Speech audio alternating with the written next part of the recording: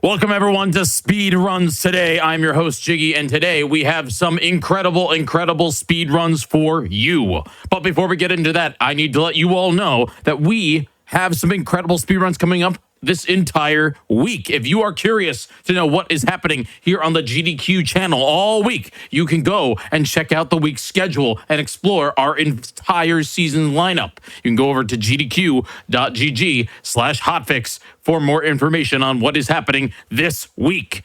Without further ado, though, I want to get into our first story of the night. We will be jumping into Balatro with Colis. Colis, how are you? Welcome to Speedruns today. Hi, I'm Cloyce. I will be speedrunning Balatro 7 deck on White Stake on a random seed, and I am great. I am excited to get started here whenever you're ready. I'm pumped that you're here. It's going to be incredible to see some speed runs. Today is going to be a day full of RNG. So we get to see some Balatro. We're going to see Mega Bonk. We got Inscryption, but we're starting off with the good old Balatro. So before we get into that, I do want to introduce. We do have Sophie and Steele here as well. So welcome to Speedruns today. Hello, I'm Furs. I'll be going by that. I speedrun Balatro, Look Outside, Gungeon, a variety of games, but Balatro is my main speed game. Fantastic. Hi, I'm Steele. I run mainly or only Balatro. I wette. But a lot of different categories within Balatro. Yeah, of course, a lot of different categories. Yeah. I have some world records, some of them. Yeah. And I guess I'm Cloyce. I run Balatro, Wizard 101, the Spelunky series, and some other things. In the past, Wordle. In the past, some other things. Oh, hey, Zaptrap. Wordle? Yeah, that's somebody I recognize from Spelunky. Okay. Yeah, I'm ready to get started whenever you are. All right. Whenever you're ready, if you want to give us a countdown, let's get into it. All right. 3, 2, 1, go. All right, so right now, the main goal of Balatro is to beat the antes with a certain amount of points, and how you do that is you make poker hands, like full house here, and you try to beat the small blinds, I should say, and the end goal is to get to ante 8.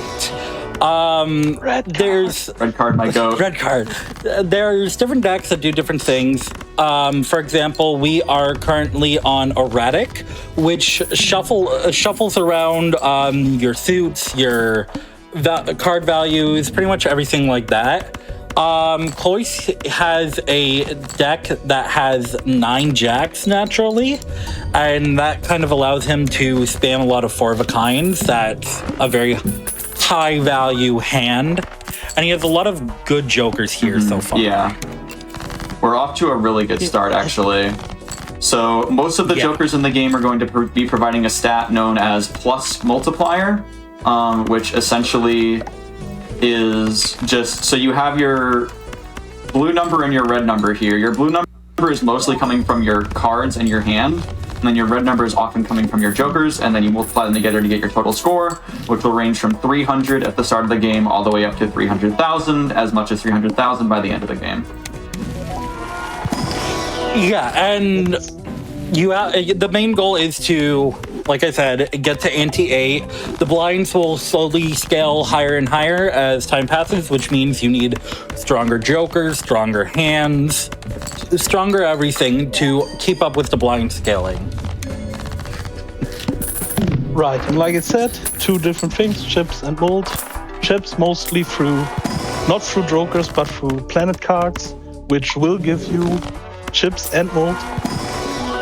And sometimes even through jokers like the slide joker you picked up. Yeah. Which enhances every hand which contains a pair. So pairs, 3 of a kind, 4 of a kind, full houses, everything contains pairs. Even in this game, flushes contains pairs, so he could use it for that too. Well, flushes contain pairs if you deck fix using tarot cards. We're probably not going to be seeing many tarot cards though we have seen a few. Oh, I didn't want to play 5 of a kind. yeah. So tarot cards you can get from Arcana packs, and they help manipulate your deck in a way that will improve it and make it more likely to draw certain things or find certain hands. Such as he used a strength card, which will upgrade a rank into the next highest rank.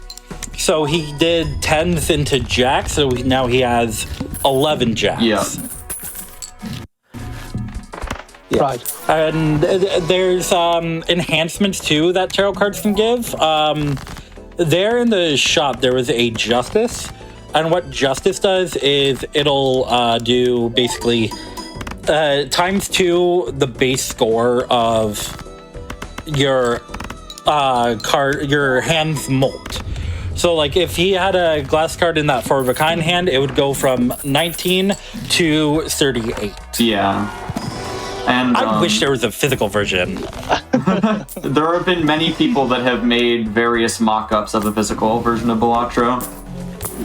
Yeah, but none have been for real. Oh, no Ancient Joker this time. Not gonna go for the Ancient Joker here. Yeah, a little That's a too risque.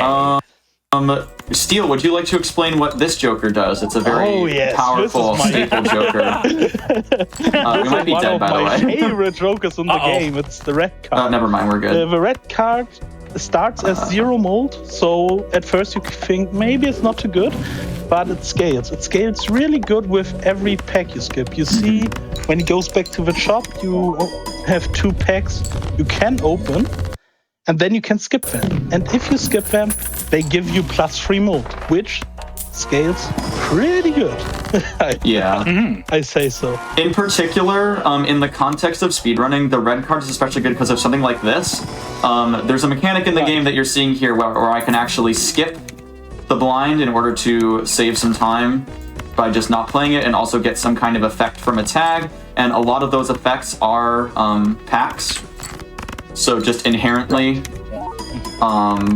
the red card will gain value as we're skipping, which is something that very few Jokers do, and those Jokers in general are the best in the context of, there goes my glass card. Right. In the context of speedrunning. But yeah, cards like, Jokers like Throwback, which will scale times 0.25 per blind skipped. Though that's one of the strongest Jokers in the entire game right there. Ooh, nice. A Ramen. Yeah, Ramen not amazing with this build, but we do need to make sure we play multiple 4 of a kinds here. Yeah.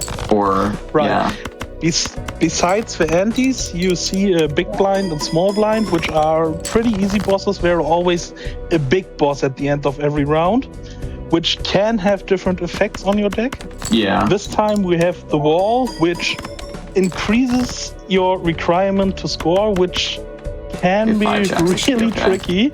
Yeah, we're good. Like we're seeing right now, 80,000.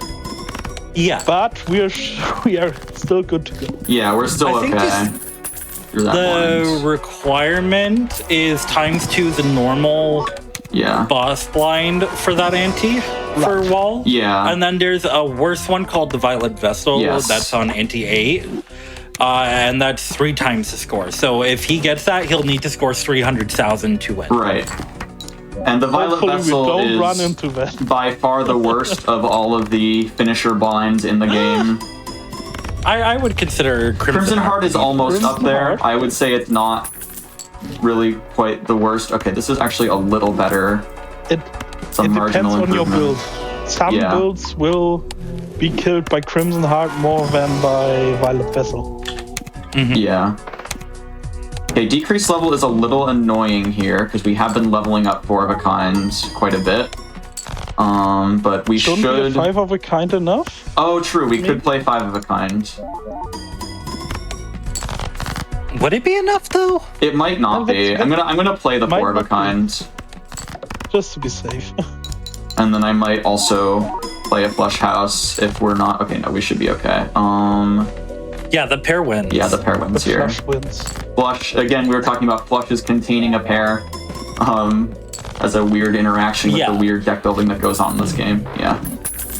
All right, now, okay, Especially we on a have the director's cut. Hold on, let me check the blind. It's the Cerulean Bell. The Cerulean Bell should be okay here. I will grab this Justice card as insurance. Yeah. So at the end of Ante 8 for non-endless runs, there will always be a finisher boss blind, Yes. which means that it'll be a unique boss that has a special effects. For example, Cerulean Bell, like it says, it forces one card to always be selected, and it could be not a card in your hand. Right, so in this case, I do that so that I can get it to be on the card that I want. Yeah. And the Celium Bell in and of itself, in most speedruns, is not really a problem. It will be a problem if we don't score enough. Yeah. Like we do. We have the leveled up 2 pair from the... Okay, alright, good try. Not enough. Alright, onto the Plasma deck. We will pick up another deck later to atone for that. Can't remember if this load Yeah, straight is so enough. that's just how brutal Balatro can be. Just in general, it's a very rough with the RNG. You can get a lot of good hands. You could have a strong deck. It doesn't matter if you just don't get lucky enough. Yeah.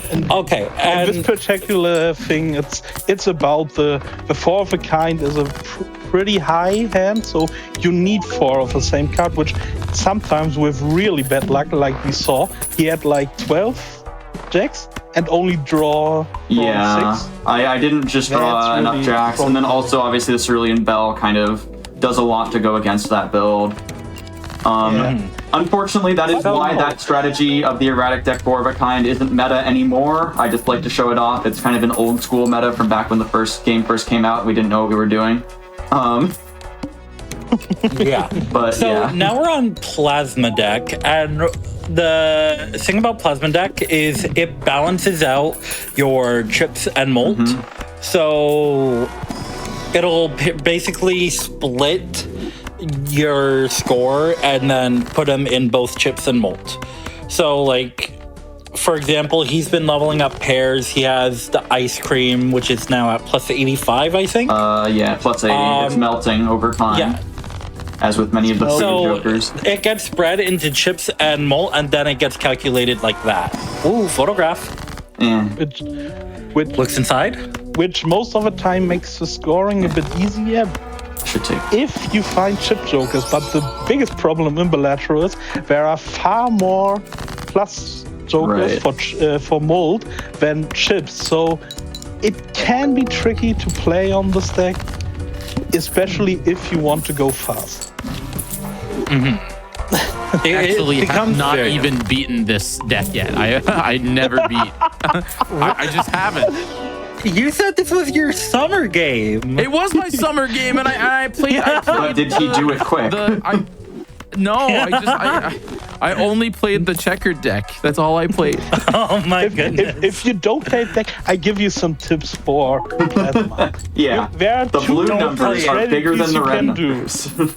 numbers. The first and most easiest thing is to find stuntmen. You re-roll the first ante till you see a rare skip, and then you get the stuntman. With a stuntman, you're more or less good for the first 5 antes. Yeah, 4 to 5. So you have enough time. All right, double negative skip, gambling. Find it. Yes, we do use Square Wii Joker. Square and Wii Joker are some of the stronger chip jokers if they get found early on. They're not for world record speed runs, but yes, we do take. I had a very, very fun run with Wii Joker the other day, which I clipped as just a fun run from Plasma deck because I had the Wii Joker. Wow, those are really good negatives. Mr. Bones. Mr. Bones. So we talk about Violet Vessel and Mr. Bones for me. Yeah, so like we were saying, Violet Vessel increases your score by ×3, and obviously we don't want that. We never want that. But in Plasma decks scales, since it it's easier to score higher numbers. The blind scale faster. So when you need to beat the blind, it becomes 400,000 instead of 400,000 or 300,000 versus 100,000. 300,000. No, wait. Instead of 100,000. Yeah. Yeah, 200,000. And then Violet Vessel puts it up to 600,000. No, that's Green Stake. That's Green Is Stake. it? Sorry, no, it's Plasma Deck. You're right. Sorry. No. We're on Plasma. Yeah, it's Plasma Oh, Deck. sorry. Yeah, it's Plasma Deck. So it's ×3. ×3. So usually a run will not be able to handle that. Right. So what Bones does is if you score at least 25% of your total score, then the Mr. Bones there will trigger, and it'll basically win you the run. Yeah. You'll basically get a free pass.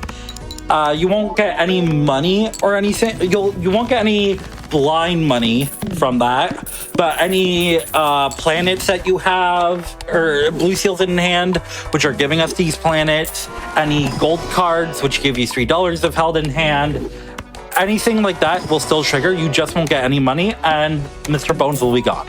Are we okay here? Yeah, I just leveled up. Right. Here's a bunch. We're okay here.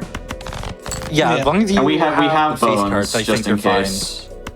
We have Bones just in case. And what's interesting is this run he uses the blue seal. Normally in speedruns, you not always use a blue Yeah. seal because Yeah, you and don't you usually don't planet use stone cards either. No, Yeah. stone cards on Plasma is viable. Well, on Plasma they're fine, Yeah. but usually on other decks you don't. Yeah, you'll notice if you're familiar with gold stake gameplay at all in this game, the strategy of blue seal and spamming leveled up pairs is probably familiar to you. If you're not, then this looks very strange, especially if you're used to speedrunning type builds, because this is what we do. Risk it. Yeah, the foil rare. Yes. Come on, Stuntman. Stuntman, we want you. We need you. Stuntman. We don't need you, but we want you. Yeah, we don't really need the stuntman. Yeah, we Most of win the this time- anyways, Yeah. and then no matter what, it'll be fine. Yeah. Most of the time, the Mr. Bones makes it an anti-7 run. Oh, because jeez. if you beat anti-7, Yeah. you're 100% beat anti-8 with the Yeah. same jokers. Let me just If check you that have- this isn't there's Crimson Heart. one Yeah, we're exception.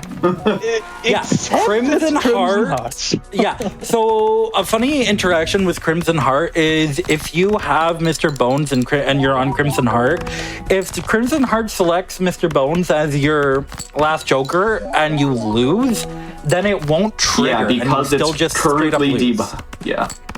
Yeah, so it doesn't activate and you just lose completely. But that is our first deck down. Finally. Yeah. Yeah. And like a good speed run is the speed run, the first run you do normally in speed runs Yeah. with Plasma. Okay, so this is the Anaglyph deck, and the nice thing about Anaglyph deck is it gives you a double tag at the end of every boss blind. And usually when you're skipping, double tags aren't that useful, mainly because the tags that you're taking when you skip, they aren't really that useful. But with a green Joker here, you're kind of incentivized not to skip, because then it's a lot easier to scale that green Joker, and a higher flat mult on it is just more score in general. So you get to really Wow. build this green. Oh, holy! Ooh, hologram. I'm calling hacks One of right the now. best speed, Mod, check his PC. Yeah, One this of the is best- happening. one of the best speed running Jokers because it's an X mode scaler, and X mode scaling is always good, especially with such an easy condition. You get 0.25 mold for every card you add to your deck, and you can find it in standard packs. Yep. And in Anaglyph, you can find a skip tag, Yes. which Yeah, if we there's, find it, will be huge. There are spectral skip tags, and some spectral packs have spectral cards which can enhance your deck. But what we would be looking for. There it Well, is. speak of the devil. Incantation. Let's Incantation. see. Oh, that's good enough. Cryptid. Cryptid is a +2 cards. So yeah, plus 2 cards, that's plus 0.5x mold. Yeah. That's very lovely. So this is already up to And- times 1.75. And we like I was talking about earlier, anything that can scale while you are skipping, which applies to hologram because of standard and spectral pack skips, is considered generally to be a very good thing for just in general. I'm going to go ahead and grab these rares. Yes. Do And it. yeah, you'll see that's where the anaglyph deck comes into play. I now, instead of having just 1 rare tag, I'm going to get 4 rare jokers in the next shop, so we have a decent shot at finding something powerful. What is going on? I'm so confused. How are you playing this game so fast? So you click the cards. And then Yeah, you click the play. click the cards and you Let's win the just say, video game. That's When really I own good. this That's game- fine. Oh my What is goodness. happening? baseball card. The flint's It's really good. bad Alright. here. But I with the power up from the baseball card, I need to put this here. Baseball Yep. card, yeah. So what baseball card does is it gives you 1.5x when you. Ooh, I would take that family. Yeah, I because would it's foil. take that foil. The foil. You need the foil. I'm not gonna take Obelisk so- here. I don't think I need to. No. Yeah. I'm gonna double that So money. what baseball card does is it gives you times 1.5 molt per uncommon that you have in hand. So that hologram on top of the 1.75x that it's giving, it is giving an extra times 1.5 Yeah. on top of that. Wow. Okay. Oh my goodness, check his PC. Yes. Yeah, so another alright, thing, so- another archetype of build that we really like in speedruns is the no discard archetype, which we're showing off with Banner and Green Joker here, and that's because we don't want to waste time discarding anyway. So Banner gives us Yeah, chips when we and- don't discard, Green Joker gives us molt when we don't discard, so together they make a nice big happy family. And that's gonna Yeah, say no. and it's this run is just basically free now. Yeah. I wouldn't want to jinx it. I'm but gonna be a little... You have 108 money. Yeah, that's the other thing that the Yeah. skip tags do, is they often give you very high amounts of money. And he got the investment tag, which, if you speedrun yeah. Gold Stake, it's one of the favorites which people will look for because it gives you $25 at the end of a round. Like a standard. And you need this money, Ooh. especially on Taking- Gold Stake. Looking Drunkard for or like that popcorn? I'm looking for like any good uncommon. I don't need invisible here. Yeah, that's a good uncommon. Holy! There it is. Okay. The That's best the throwback that we were speedrunning talking Joker. about. That Can is you the best Joker in the game. For get a speedruns. slow-mo replay, please? Can I get a slow motion replay? I don't know. No, what you just cannot. happened. We are going fast. We are going to the end. Explain. Okay, Banner and Green Joker give us a bunch of points when we don't discard. This one gives us points when we add cards to the deck, which we've been doing throughout the entire run. This one gives us points when we skip, which is what we've been doing for the entire run as well. Skips sometimes give us the ability to add cards to our deck, not so lucky in this case. Baseball card cares about our jokers, which are uncommon, and multiplies our score even further. The time save bell happily selects a card for us so that we can make our way onto the next run more quickly. Time save bell, though we lost it. Lost to it on the erratic Yes. This is my favorite deck. This is how I won the game. Then Yeah, so this explain it is, to us, please. deck. No, yeah, No, why I'm not, serious. you, this Jiggy? is how I won the game. It's the checkered deck. You get spades and you get hearts and you play flushes, and that is how I won. This is see, it's okay, chat. You can play Balatro Wait, too. oh, the mime. Play Balatro like me. Oh, hey, speaking of flushes, Yeah. We got the tribe, yeah. helps playing flushes. Yep. Yeah, Times right. 2 when we Now play I a know. flush. So very likely we will end up doing the intended checker deck strategy here of playing the flushes. That's right. The Normally in intended as in the free way to win. normally in speedruns, even the checker deck is just a high card or an Mime again. Oh my god. Oh my goodness. Are you pair sure build. this isn't going to be a flush Maybe run? not. Give me the I'm jacks. not so sure. Okay, so the reason why the mime is such a huge opportunity here is we have this shoot the moon, and what this shoot the moon does is for each queen that is held in hand, it gives you plus 13 molt, and mime re-triggers all held in hand effects, which include the shoot the moon. So it will re-trigger each queen, and each queen will now give plus 26 molt. Yeah, not so lucky here because half of our cards are debuffed. Wheel of Note. Well, good thing we have Vagabond. There we go. Can we get a nope in chat every time the wheel doesn't work? Yeah. Oh. This is Oh, You can do it. No. One day the wheel always will with win. excitement, but then you're disappointed. yeah. Yes, for anybody that is just joining us here, why don't you all just explain what the heck is happening? Because This is a very rare we're on speedrunning deck build. 3. This is a really rare speedrunning build. Normally, everything which triggers multiple times is bad. Right now, we're running right into it because it's funny to play.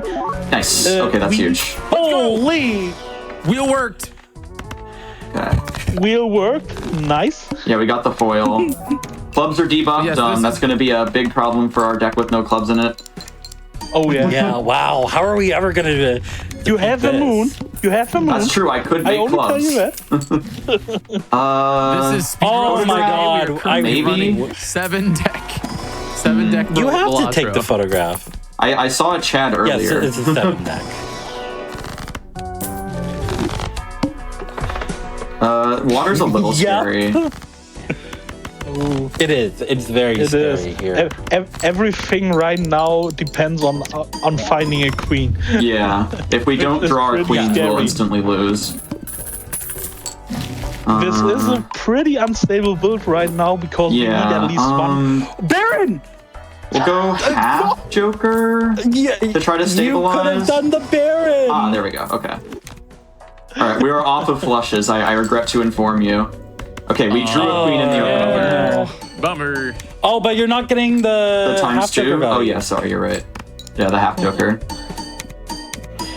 Oh my god. Okay, but we missed out on the Baron, which with the Mime and the Shoot the Moon would be just GG. It would be incredibly strong. I disagree. But it's I very slow. intentionally did not take Baron. I don't think it's very good. It's strong, but it's extremely slow. It's slow because you need to deck fix a lot to be able to make it viable. No queens Maybe in on hand. erratic, in erratic it's possible because Yeah. you can get enough. You can just early. get kings. I think my PB had a Photo Chad Baron run that barely survived. That's unusual. Yeah, but what? But what did the Still Baron not do? getting the- Mostly A lot. did everything. Yeah, it did absolutely everything. Pog, Baron, Oh Pog. my goodness. Okay. I'm gonna do this. Looking for a better Joker. I'm gonna keep deck fixing for queens because I still don't have like a better long-term plan. No, right now it's looking a bit problematic. No luck there. That helps a lot. The arm, we're gonna reroll. There was a Luchador there. Yeah, there was a Luchador if Yeah. I'm really like scared of the plant, which I might be. Yeah, and Luchador is another Joker that is very helpful in these runs. Yeah. What Luchador does is if you sell it during Ploys, a play boss blind, 3 cards only! I'm working on it. It's time! Cloyce, you're throwing. Yeah, so now we have all the queens in hand. You can see this adds up very high. The half Joker doesn't matter once we have all the queens in hand as much, but yeah. That's just my cope. I don't actually want Banner here because I said I don't want Banner here because I have to discard the queens. That's a good one. Oh, there we go. Can I- The run has been Can I won. see those in my PB attempts? Like, what the heck? No. Well, we have another Yeah. throwback, everybody. For another queen. Absolute cinema. I wish... Oh, we're dead. Oh. This is why we needed the Luchador. Yeah, this is what the Luchador is for. I don't want to play that. So I believe I'm dead. But the throwback times 2.5 might be enough. No, No. we are dead. No. I We're need to dead. draw my bonus cards. I have a bonus 10 and a bonus 7. We're gonna And you need the try. stone cards. Oh no. This is it, the RNG No, is free coming all the at kind us. is not better. It's a little better. Oh, with debuffing. Yeah, get all these No, it's queens out of worse, my hands. actually. Okay, we have the stone card. So I can do this. And then I think I'm just dead. I don't think it's enough. Yeah. No, I don't think so. I didn't even draw any of the bonus Yeah, and cards. this is the average experience of Balatro runs. You can find the best jokers, and then you find that one boss Yeah. line that immediately knocks the wind out of your That sails. was very much a reading comprehension failure from my part, unfortunately. Yeah, you Because like you skipped get the too throwback fast. and you want to just like instantly click all the skips, and then I just lost because of that. Yeah. This is a very interesting run so far. Yeah, the campfire is another one of those violet vessel killers because basically the way the campfire works is you put a lot of multiplier on it, but it resets after the boss. So if I just need to very badly beat a particular boss, then such as the violet vessel, then I can just buy and sell tons and Scale tons it of up. stuff in the end game with all of my money. Baron! No, don't take the Baron. Do not take the Baron; it's not good. Neuron activation. I could gamble on that buffoon pack, but I'm going to be a little bit more cautious here since I've already lost once. My Yeah, estimate that's is a very pretty good cushy idea. as a result of the nature of this game, so we shouldn't be in too much danger in that regard. But I do want to try to be a little bit safer here. Oh, I will photograph, take the though. photograph, I guess, begrudgingly. Ooh, refresh? Trio. Riffraff is interesting with campfire. Give me a Mult Joker, you suck. Okay, so now we're playing flushes, and then they're going to be doubled by the photograph. This is doing nothing. Yeah. swing So Riffraff helps with this campfire because if you have empty Joker slots, it'll make 2 extra Jokers per round, and if they're not the there we Jokers go. that you're looking for, like in card. well, okay, it'll just automatically be. Oh my goodness, this is something. And then we can sell these, and then skip for the red card, and then we're good for this round. Oh, it's the wall. I think we're still No, okay. we're good. I'm gonna do Yeah, I think we're this, fine. and then we have the straight We have flush, a straight flush. and then that wins. Perfect.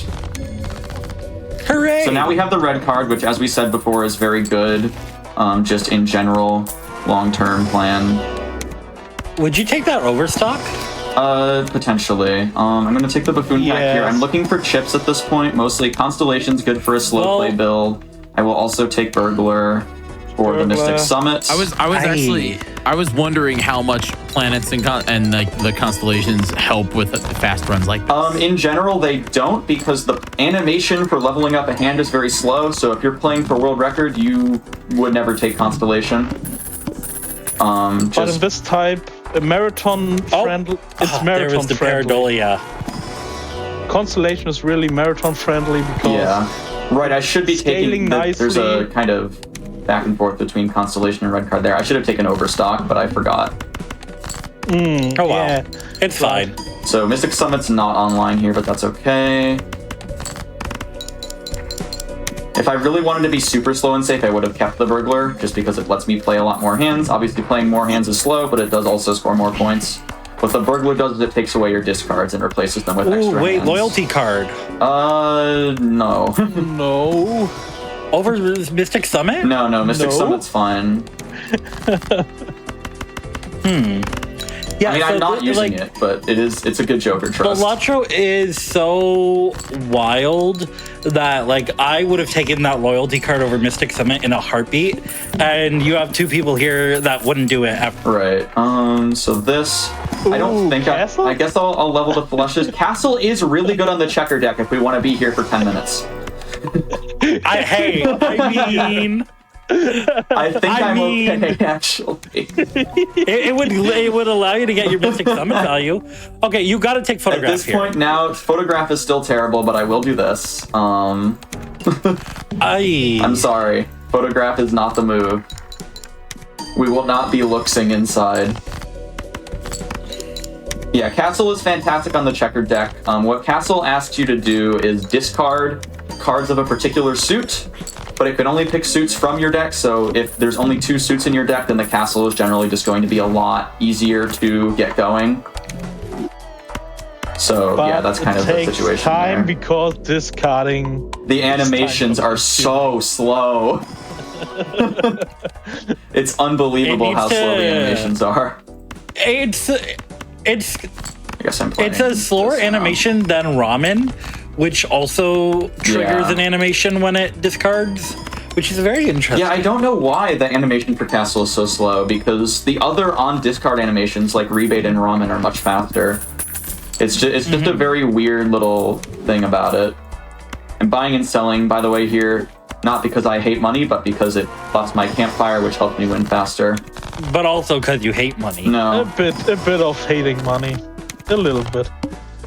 And then again, like I said, red card scaling as we move forward here. I'm going to grab one thing out of that pack, and then I can actually just go on to the next hand. I guess I should play the flushes since I can. Yeah, probably you have such a high flush hand. Yeah, I have the level 6 flushes, so the blue number there is a lot higher. The chips is a lot higher.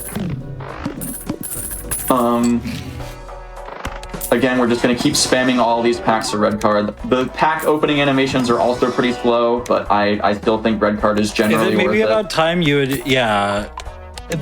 It's time consuming, but in contrast to the scaling, it's worth it. Yeah, it's such a good More worth scaling. it than any other scaling you can get.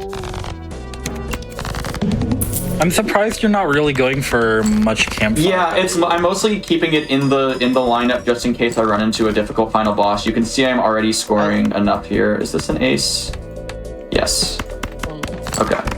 That's the thing. I think you don't need it right now. Yeah. It's a safety net for the last boss. Yeah, essentially I'm holding on to it for the final ante here, and if I run into a difficult boss. I like to say the Balatro finisher blinds are composed of 3 coughing babies and 2 hydrogen bombs. Unfortunately, Yes. we ran into one of the coughing babies here, so we should be perfectly okay. I will go ahead and cycle a couple things to juice the campfire, just to make sure, but we should Because we definitely be can okay here. overstock. Now we can use it. Yeah. What we didn't talk about is the thing in the left corner, which are vouchers, which help you in different things. Like this time you get one more card in the shop, or like the grabber, which we saw earlier, which gives you one more hand. So that we have now 5 hands. Sometimes Or last deck, Cloyce also took the telescope, Yeah. the tele- which, yeah, he took the telescope, which will, and if you look in a planet pack when you have it, it'll also guarantee that you have the most played hand. Yeah, so Planet to clarify, I inside was of it. playing a lot of pairs, and so Mercury, which levels up my pairs, was guaranteed to show up in every planet pack. Not a typical voucher you would take in speedrunning, because again, opening packs is slow, but on the Plasma deck, which is the high risk, high reward, very inconsistent deck, it turned out to be the correct play. And now yes, it's fine. you got Paradolia and Photo, interesting. But now we're on the Bandit deck. The funny thing about the Bandit deck, you see it in the corner, he only has 40 cards. Normally a poker deck has 52. Why only 40? Because if he opens it up, you won't see any No face cards. So everybody who enjoys Photo Chat, don't Yeah. play this deck. Well, no, even The still, game you is just begging grant you the to play tens. Photo Chat. Yeah. The game is begging you. So I've got another pretty unconventional pick here of the runner, who is generally kind of not great for speedruns. Wow, Space Joker, okay. You have to carbonate your Space Joker, by the way. And right now he picked up the perfect abandoned Wow. deck. Oh my Joker goodness. Okay. with Ride the Bus. Yeah. Ride the Bus is a scaling Joker like green, but it resets if you play a face card. Right. But what we don't have right now is any face card, so Yeah. no problems at all. It's an extremely good synergy. Okay, sorry, runner. Okay. We'll drop. I really want this voucher. I'm just gonna go. Just go. Oh, I should read the Reading the boss line explains the boss. Yeah, it sure does. So now you can see the Stuntman is basically the best card in the game for it's like one of the best. It's not as good as Throwback. but it's extremely good. Okay, I want to play a pair here because that will not get de-leveled, which will waste time. Oh my goodness. Oh gosh, sorry. Oh my god. Okay, Whoa, ramen. This is out. No. This is in. This is out. Okay. Psychic we got rid of. Yeah, we already saw the psychic, so we're okay on that front.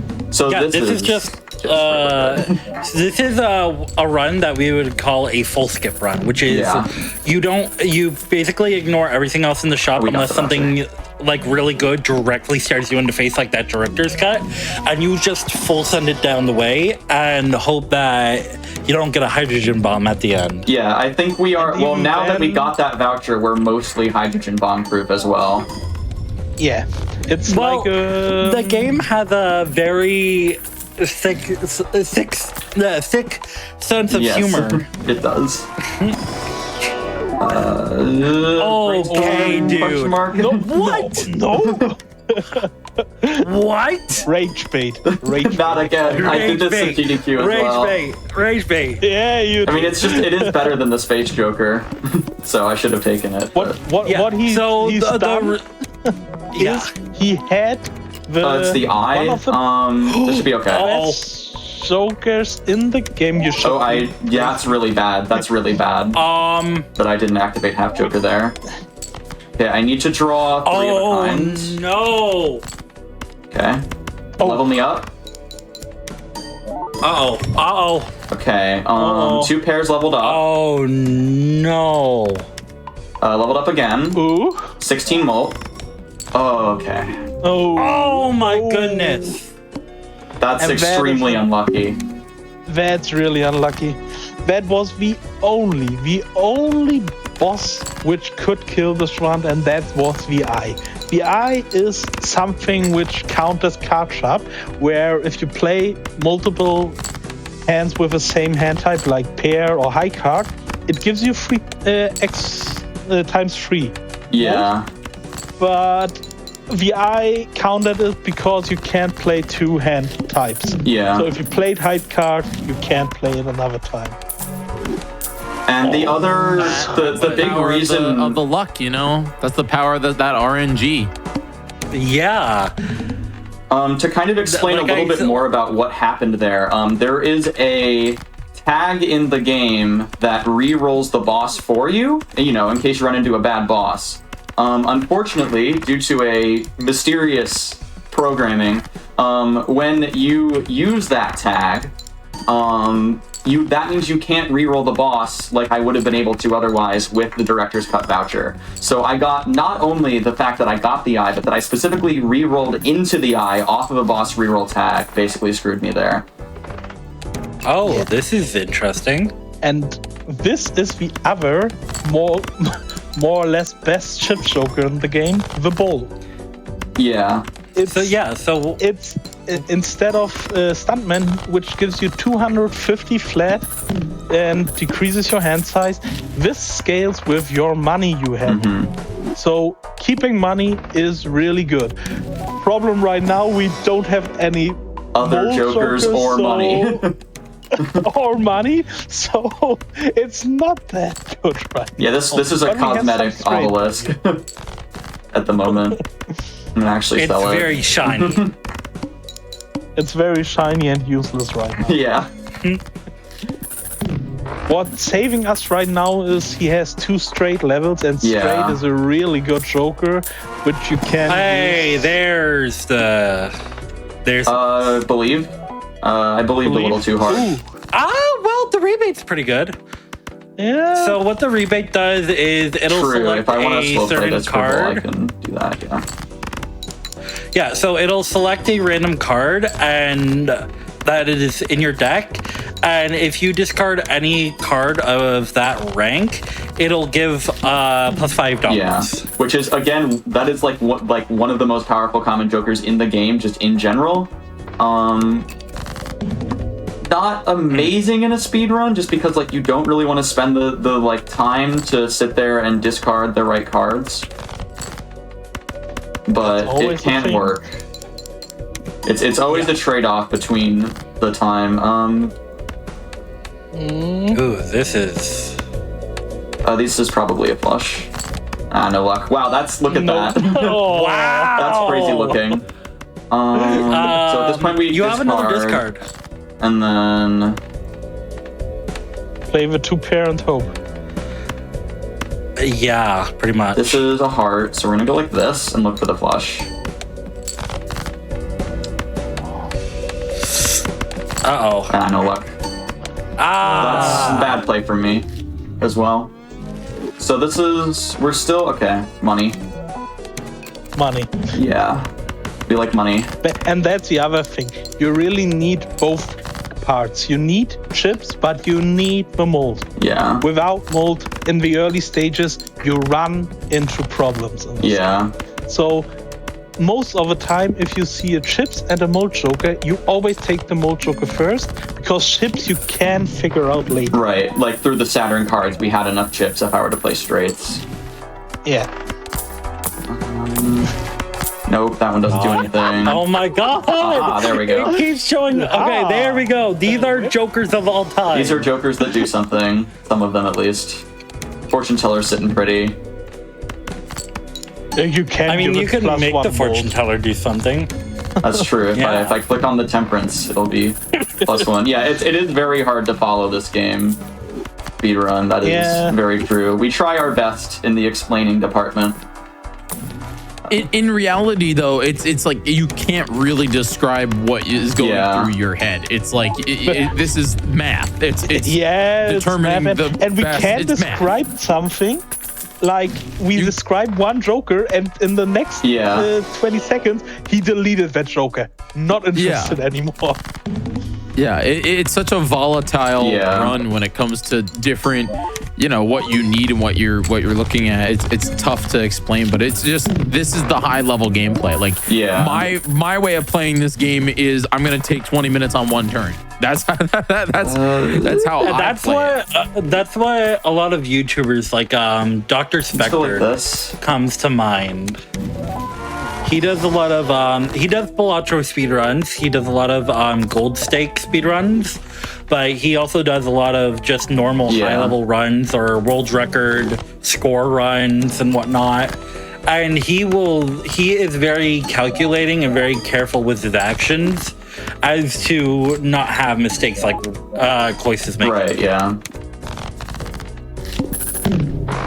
Shortcut is nice, says someone in the chat, which I saw after I sold it eons ago. There's the bus again. Oh, I should have taken the bus there, yeah. This is a little bit of a weird situation. I'm gonna go like this. Popcorn. The popcorn is out. I'm gonna level up flushes in case that is what I end up playing. I wouldn't like to. But that may end up be what we're doing here. Yeah, I don't really know. This is a very weird looking build right now. This is kind of what happens sometimes is you get into this really weird kind of purgatory where you're playing this like obnoxious like collection of disjoint build that isn't really working in the mid game. This is something that happens a lot when you're speedrunning. At this point, I'm really wanting this Invisible Joker to copy X-Molt, but I'm thinking the tribe is not really the X-Molt I want to copy. I'm gonna rip it. Okay, that's fine. Oh, that's good. I just don't know what to do here, honestly. It's very, very tough. Get the tribe out of the equation and it's just like not good because with the 5th I can't really play flushes. And with a banner too. Yeah. Like this scores enough, but it's not super reliable long term. It's very scary. It's very scary. Maybe we get a sigil in here on clubs. Oh? Yeah, okay. That helps. Oh! So now we can play flushes. And now I'm actually going to drop the banner for this and just commit to flushes. This is why we gamble. I called it. Like, there's rare high moments like that. What was the odds of sigil on clubs there? 1 in 16? Across the entire, like, pool of what could have happened there? Sigil on clubs is like 1 in 16, I think. Well, I mean, if you're just doing the sigil, it's a 1 in 4. No? Well, but I had to also get sigil. Yeah. Okay, true. So here we're looking to make more clubs, remove low cards. it's still a very kind of disjoint build because we don't like to be playing flushes with raised fists. It's not a good combination at all. But it does Yeah, work. it is working. Obviously, the plant is fine because we don't have any face cards. Yeah, I'm mostly discarding the low cards. To clarify what Fist is doing, it's adding Molt based on the lowest card left in my hand, which is good if you're playing high card and you can throw out all of your lowest cards, but not as good otherwise. Yeah, so it's like a worse Shoot the Moon. I would argue it's generally much better than Shoot the Moon, but yeah. It's much better than Shoot the Moon. In this context, it's worse. Can't No, do Hit it's the Road. always better than Shoot the Moon. There is no. Would you take a Shoot the Moon here?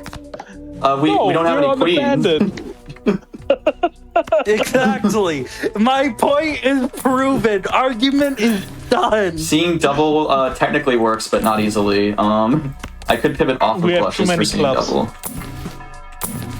Yeah, Seeing double for quick. I can go here. What we does- have one wild card for seeing double. Like this would be a seeing double hand, for example.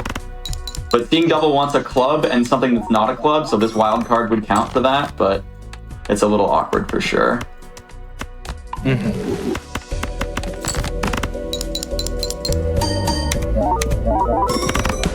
Yeah. This is Theoretically, it's winning. Yeah, we're good. This is very weird. I have to keep checking that I have clubs. We have enough clubs that we can play multiple flushes like that. So at this point, I've saved up money. So the high roll play is if we get a coughing baby here, then where is it? We got a coughing baby. So now I know I can pretty much win. I might need some more flush levels. I'm not sure. Oh, I should have put the red seal for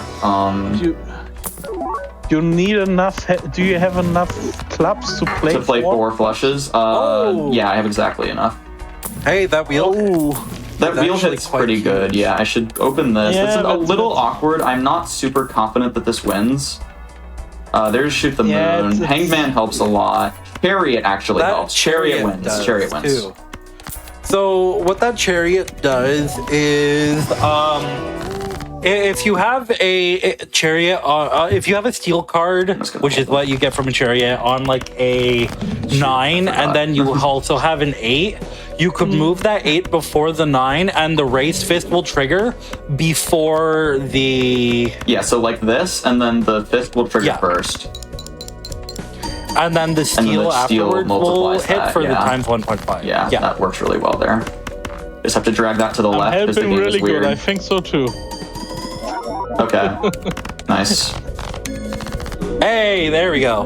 And we're on to Ghost deck, which is deck number 5, right? 4? This is 5 because we died on erratic, so we did plasma, anaglyph, Anaglyph, and then checkered Checkered, and abandoned. abandoned. abandoned. So this is deck 5. So yeah, this is 5. The Ghost deck gives us So- these spectral cards. Yes, and you start with a Hex, which is an automatic polychrome, which is an automatic times 1.5. Gay Jimbo. Yes. We love him. love Gay Jimbo. We love Jumbo, especially with a 1.5 X mold. Yeah. Exactly. We're not really worried about the +4 molt, even though it's very helpful early game. We're more worried about that times 1.5. Yeah. It is infinitely more useful. You have a Yeah, I was there. looking for a straight and then I saw it in my hand. Yeah, we got one Wheel of Fortune hit so far today, I think, which is above Yeah, average. but for right sure. now, No, we've gotten are 2. not- We've had gotten 2. two? We've had Okay. 2. We had a foil one, and then we've had a Holographic, holographic yeah. one. We just need a polychrome one. Wheel did but hit this- Polychrome at GDQ last year, 2024, which was very hype. That must have been fun to I'll watch. play this Yep. just to get the money. I am unironically using Rough Gem in a speed run.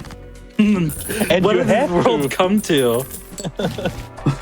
Yeah, so a problem a lot of runs have is they struggle to manage their econ, especially me. And Econ's so important because it allows you to buy stronger jokers. It allows you to re-roll into shop. It allows you to open the packs. Econ makes the world go round, basically. Also, what is this build? Right, and in a high-level speedrun, you're kind of hoping that you just get all of your money from skip tags, so you're not spending the extra time to consider things like Rough Gem. But in this context in particular, we are going to be using some of those econ jokers like Rough Gem or Rebate, and it also gives us money to fuel our red card addiction. Whoa! And it's back again! Yes! Give me Hermit, Temperance is fine, and then skip. Temperance. We're gonna go money, then keep playing. So yeah, now the run needs to slow down a bit so we can build this red card up. But with a red card and the blue seal and the 1.5 from the polychrome, this We run have a blue seal? Blue seal, blue joker. Blue joker, Everything yeah. is we have a pretty solid run at this point if we scale the rate. We do have a blue seal. Yay, there How do we you feel go. about blue I seals? predicted it. You just had to speak it into existence. I love blue seals. Blue steel, extremely.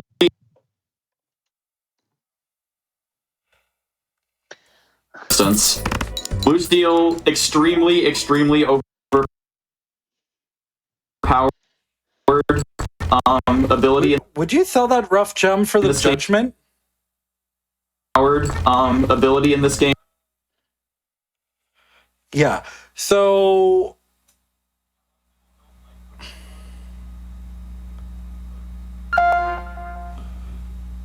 Yeah, stream is. Oh. Ability in this game. One moment, folks. We're just getting stuff all set, all fixed up. It'll just be a moment. In the meantime, tell me your favorite deck in Balatro. That's what I want to know. Yeah. Cloyce, your Discord stream also started to really chug. Yeah. What my favorite deck is? Thanks so much for that raid as well. Right. What my favorite deck is? What is my favorite deck? Nebula. I'm one of the guys who really likes Nebula. I'm the only guy in Balatro who likes Nebula. Nebula is awful. Because I like Telescope. I'm a real Telescope enjoyer. My favorite is Ghost Deck. The spectral cards are just so infinitely useful when you're playing casually, and it's extremely useful. The Hex is extremely useful for speedruns. Okay, I think. See, for me, since I have wonderful minor form of dyslexia, this game is extremely hard for me. So I for me, it's pictures. I like any kind of pictures. All right, I think we're ready to get right back into the run. Are you ready to rock and roll? Yeah, I think we're good. I did unfortunately have to turn off the Discord stream for stability, so that my commentators will be a little behind, I think. But we should be okay. Not by much. I think it's about 2 seconds. We'll be okay. Yeah. It's okay. Someone so again, -1 consumable slot for Nebula deck. He doesn't Is the like. timer going? Oh, the timer. So to get back on track here. It looks like we're not dropping anymore. Are we seeing frames? No. Everything looks really sped up now. Okay. Yeah. All right, perfect. Sorry about that. Nice, we get the blue seal here. Is it just... No, it's... Cloyce, I think you might have the bug where it speeds up your game. Oh yeah, it is. Is it trying? Is it trying to catch up on their end? Because on my OBS it looks fine now.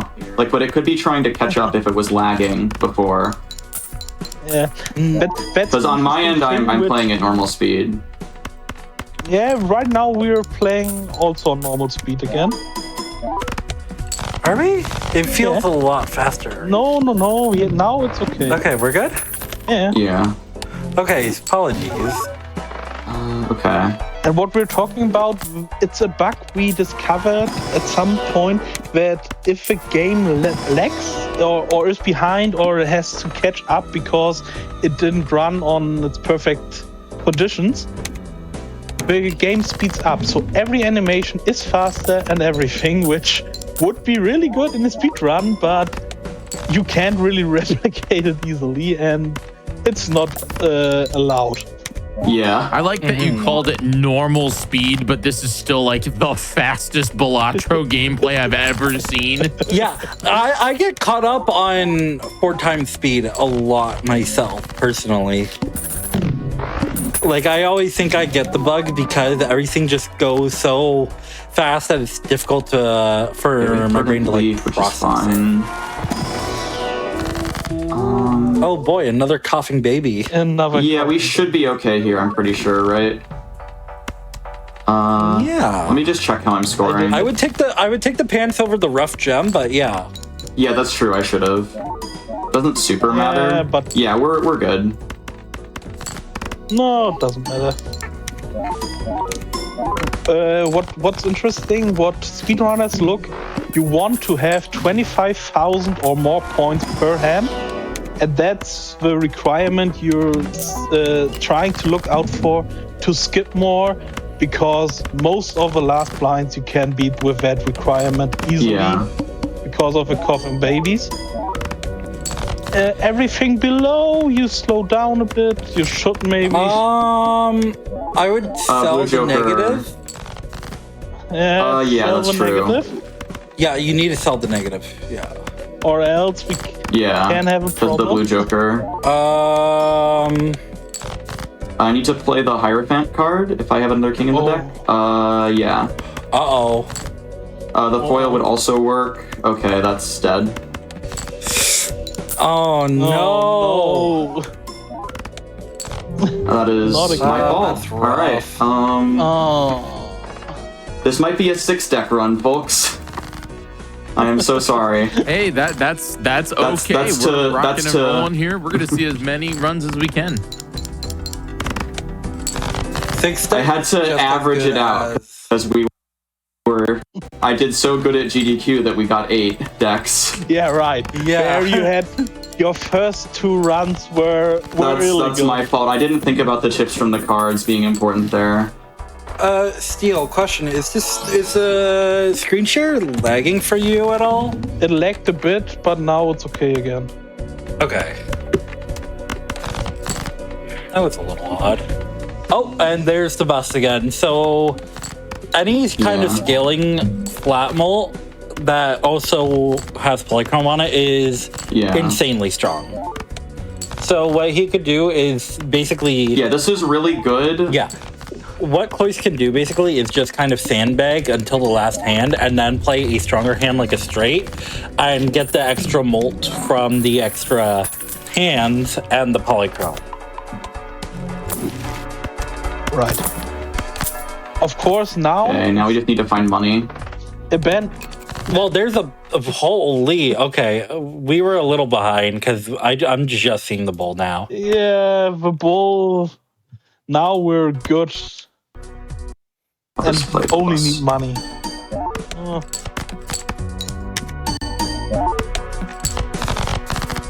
Yeah. I'm gonna grab the pair levels here.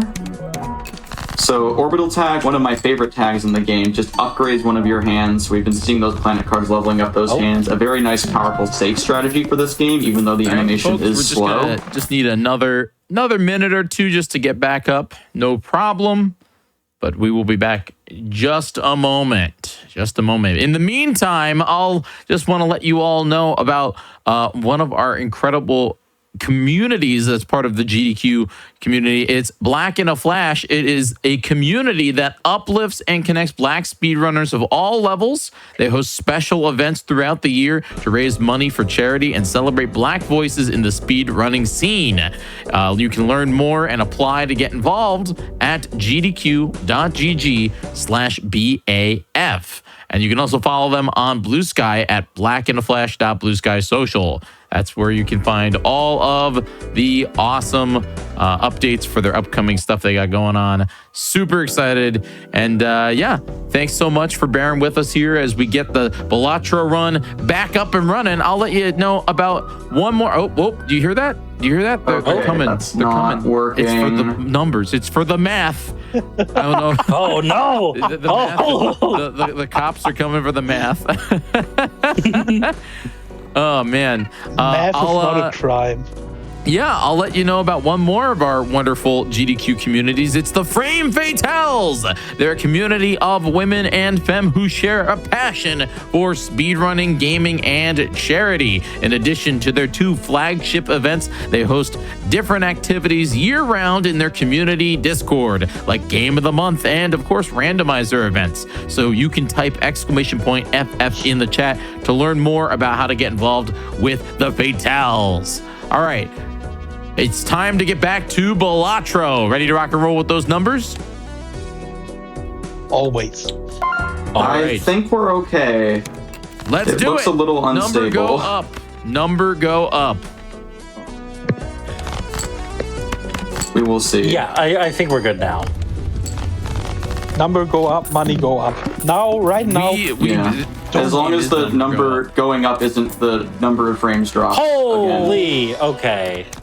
Okay, got the hologram again. We have the win the game. Yeah, we have the win the game Joker right here, which is just basically hologram. Hologram. We've seen it before. It's tried and true. It's super strong. Yeah. Didn't we you have a find your certificate standard at the text? beginning of the run next to the bus? I believe we did, and we didn't take it because bus was just right there. We never took the bus before abandoned. This deck, we have the bus right here. This deck, yeah.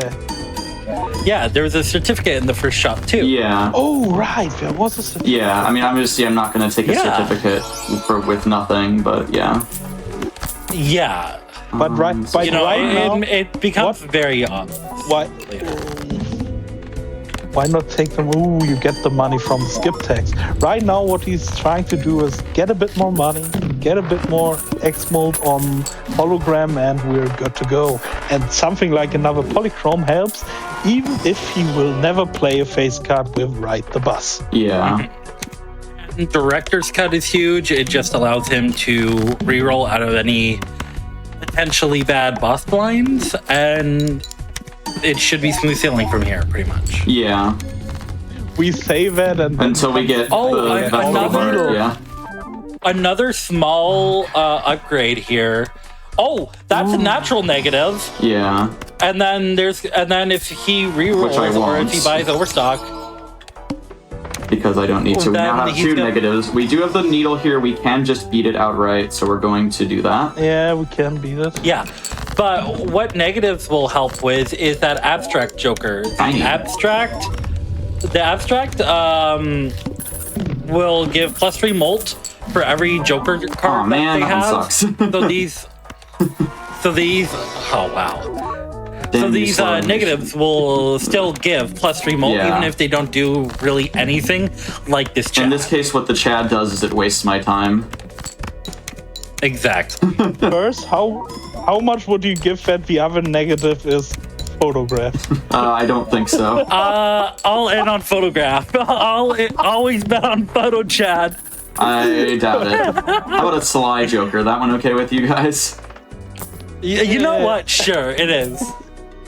Ooh, Okay, we rolled out of a nuke to a coughing baby, Yep. so we're all good. That, okay. All right, and that'll be Yeah. the 5th deck down. Another interesting And thing there is we I have- can grab the Joker to move it, like hold on to one of my Jokers while the Jokers are getting shuffled there. And that Ooh, allows right. me to, how much time do we have, by the way? 8 minutes before we're overestimated. 8 minutes? Okay. I believe. 2 quick We got runs this. are possible. It is technically possible if we get very lucky to stay underestimate here. Like to use the fools on the magic deck so- for planet cards usually. Yes. So with Magic Deck, you start with 2 fools, And what most people usually do is, ooh, that's pretty good. What most people usually do is they will use it for either a hermit for extra money, or they will use it for planet cards like Hoisted. And it just, holy! Ooh. That is what I would consider the best Joker in the game. That is Blueprint. And what Blueprint does is copies the Joker that it is facing to the right. And you can move the Blueprint around at any time to do different things. Like if you have Mime and you have some gold cards, you could have Blueprint copying a older, a different Joker, and then before the Mime triggers with the gold cards, you can move the Blueprint to the Mime, and it'll copy the Mime. Yeah. Right. This is a very fun run. Yeah. It's an interesting run. It's a run where you think, oh, we could go really fast, but right All right, now, I need money you tags. see- Those are not even, so they won't score. We'll use Bit a of a discard. problem There we go. right now with the plus mold we have again. I need a Yeah. D6 tag or a speed tag here. Yeah. Those will do. I'm scared of the wall. Yeah, I don't think I can beat the wall, so I'm gonna play. No, doesn't look Should have good done right this. now. This is a this I build is have very faith. awkward right now. I should have played the 5s. Yeah, unfortunately having to move around my should be blueprint a fine. lot. Yeah. The Blueprint being so flexible is There we just go. so Okay. immensely helpful. This is Ooh, awkward. yes. I want the flash card. I'm gonna do this, and then I should have grabbed the now I can get popcorn. Okay, we're good. This is fine. It's again very, very, very awkward, unstable situation, but this should be okay. Yeah. Yeah. Like that. I'm allowed to play face cards again. So let's play straight. And be happy. Hopefully. Yeah. Yeah, Play this is this. fine. Sorry. Trying to be a little bit careful This is- because the wall is a difficult boss. The popcorn came in clutch there to save us, though. But now the popcorn's gonna Yeah. slowly be fading away. Yeah, kind so of like now this we ice can do cream here. this. And like that. Oh, that's the ticket. Half Joker right there. I'm gonna hold on to And the the swash. clown just as a safe play. Yeah. There's a temperance there, yeah. We're a so bit now- behind. You can't always. Right. I forget that we're behind. The 2 seconds. Sometimes we're seeing the 2 seconds is a bit extreme. But it's I don't okay. want Yeah. trio. So now I'm doing kind of a slower, safer strategy here of just not skipping so that I can build up the power of the flash card. Flash card's very good if I can get a lot of money to re-roll in the shop, and when I re-roll in the shop, it becomes stronger. We're gonna say no to our friend the red card today. This time, no, yeah. I should have is a taken sad acrobat day with the indeed. blueprint. It's normally not that good, but with the blueprint, anytime you have a multiplicative effect, you want to have your blueprint copying that because multiplying twice is obviously more powerful than adding twice. So I should have taken the acrobat there, which multiplies the okay. value of the final hand. Yeah. Another little intricacy I just want to Oh, there we point out. He. Oh wow! Welcome back, Acrobat. Welcome wow. hologram. Can I Check get it. Check him, PC. do this because I have the acrobat not if I'm really. scared. I wouldn't take it. Okay. No, hologram is so good. Yeah. Hologram Anyways, is like good. I was saying, basically. There we go. Wow. Okay, dude. That's all 3 wheel Uh-huh. hits in. What? Your blueprint. Okay. There's no Exmo on the hologram though. Yeah, it Who should needs be here. Wow. Ay, caramba. And then we send it. Wow. Oh my goodness. Check his PC. That is a 1 in 576 chance. I would like standard packs, but no We luck. love it though. We love I don't it. need my Yeah, we money. absolutely We love to love see it. There is photo Did chat. you see my photo chat with Socket Basket? Ah. All right, buy money. Goodbye, money. We loved you. We don't need you. FM chat for the money. We don't really need to buy anything else. I mean, some standard packs would be nice. The hologram's sitting pretty at ×1. But it's a we don't need it. This Oh, there we is- go. So we can sell this for some standard pack. Oh, nice. And then we get the vessel, but you could that's also sell the fine. Even Stevens too. Yeah, the vessel's fine here. We score enough. So we're gonna go like that. It's better than re-rolling into Crimson Heart. Yeah. Ooh. Yeah, we're good. We're fine. We're fine. If he Yeah, we're fine. last copy Acrobat. If he copies Acrobat, we're fine. Should we try to push one more run? Whoops. We're gonna do this and that. Yeah, just to make up for the banner. And then we're gonna go to blue deck There we go. and try to finish this out. That's not blue deck. Try Yeah, again. instead of errata or Yeah, no black deck today. Not like a GDQ. Yeah, no black deck. Oh. Sorry, black deck So fans. blue deck is a lot better for speedruns because it just gives you a full-on extra hand. You get Yeah. just straight up an extra hand. So now the scoring requirement for the final boss, instead of 25,000, it's actually 20,000. Right, and that it's good for the same reason that black deck is bad, because black deck, although it gives you the extra Joker slot, which is pretty good in speedrunning, it does remove that hand, which makes it pretty terrible. We are not Okay. going mad. They might be It throwing would be for so content funny, here. but it's so slow. Oh no. What is this? I don't think I can make I don't think I can make madness work on this build. No, you can't. Madness destroys a random Joker every round other than itself. Yeah, and it's, other it's than too Eternals. inconsistent. Yeah, but we don't have any Eternals.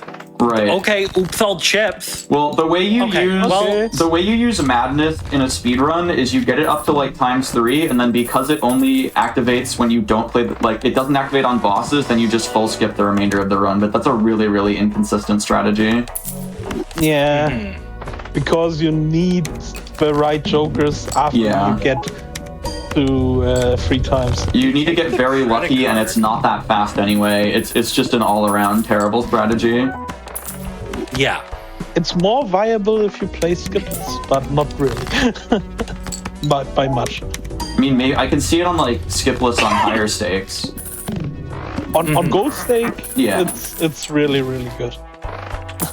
Anything above black stake, it's really good. There's not very many good Jokers here. Yeah, we're looking for better Jokers than we have for sure. But right now we there's- have an okay build and we have a money with. Yeah, we have the delayed gratification, which is giving us money. We're gonna slow down and play the 2 bears. That's Ooh, the no situation. bonus zone? Oh, we got this. I'm gonna go like this. Oh, I should have sold half Joker if I'm swapping to 2 pair. That's my bad. Hard to make the right play every time. It's a safety net if we don't score enough. Yeah. Although with Yeah. raised fist, it's pretty much not a problem. It's Yeah. kind of a safety net if we can't play a 2-pair right now. Yeah. It is, however, the first thing I'm looking to get rid of here for sure. In Yeah. favor Oh, of something like absolutely. red card, obviously, is really good. So, okay. Now even the pants could be gone. Run At some from it. point. Hide Red from card it, W. No matter what. The Okay, red we can card play is better. one fun strat here. We can play a full house, because this is saying don't repeat your hand type. So I can play a full house, which contains a 2 pair, and then play another 2 pair. So my pants, which level up on 2 pair and related hands, are still getting their value there. Yeah. And it's extra chips, too. Which is something we're kind of actually still, well...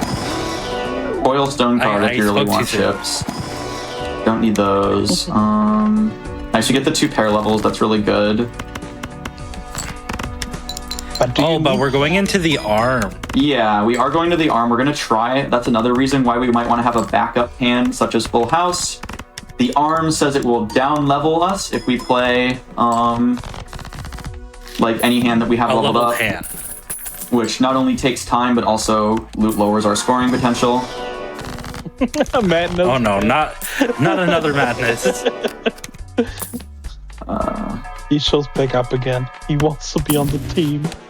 I'm going to upgrade the 2 pair, and then we're going to try to not play it here so that we don't immediately lose our progress on the leveling up there. So we're going to play something like this. So we don't actually need to play 2 pair. That's what's so good about the pants. The pants level up when we play 2 pair, but we don't actually have to play 2 pair in order to get their scoring potential online. Yeah. So we can just play other hands to get us through this. It's like the red card. It's a mold scaler, which If we has find a loyalty card now. interesting condition. Yeah, right now the loyalty card would be good. Oh, because we have the 6 hands, yeah. Because we have a 6 hands and the loyalty These are terrible. card triggers every 6 hands. Photograph? No photograph. Loyalty. Aww. I'd like to play 2 pair here. I think I can sacrifice some banner value. Right, it's the Serpent. I should read. This should be okay. I'm a little... I did misplay here, but it should be fine. Yeah, we're ahead enough on scoring that it doesn't matter that I'm not playing well And we have against this boss. we have 6 hands. Yeah, and we have 6 hands. Yeah, this is why the blue deck is so good. It gives you that safety net of having extra hands. And it's also why the grabber voucher is so good, because it gives us that safety net of having extra hands. Right, so it should be smooth sailing from here. Where we would like some X-Molt.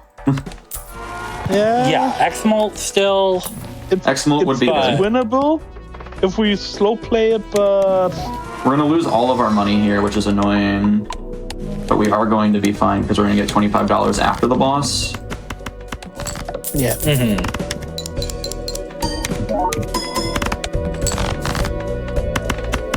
Yeah, you notice here I'm intentionally playing 2 pair instead of full house, and that's because I have leveled up the 2 pair. And now it's Why am I stronger using my than the discard full sweater? house. I am not. I am struggling a little bit. That's okay. We're fine. We should have enough scoring to win, as long as we get a good boss. Yeah, now while the vessel shows up and We have the Verdant Leaf. The Verdant Leaf is fine. We can either replace or sell out of the Fist. We'll just replace it here. I'm just being like super cautious. Yeah.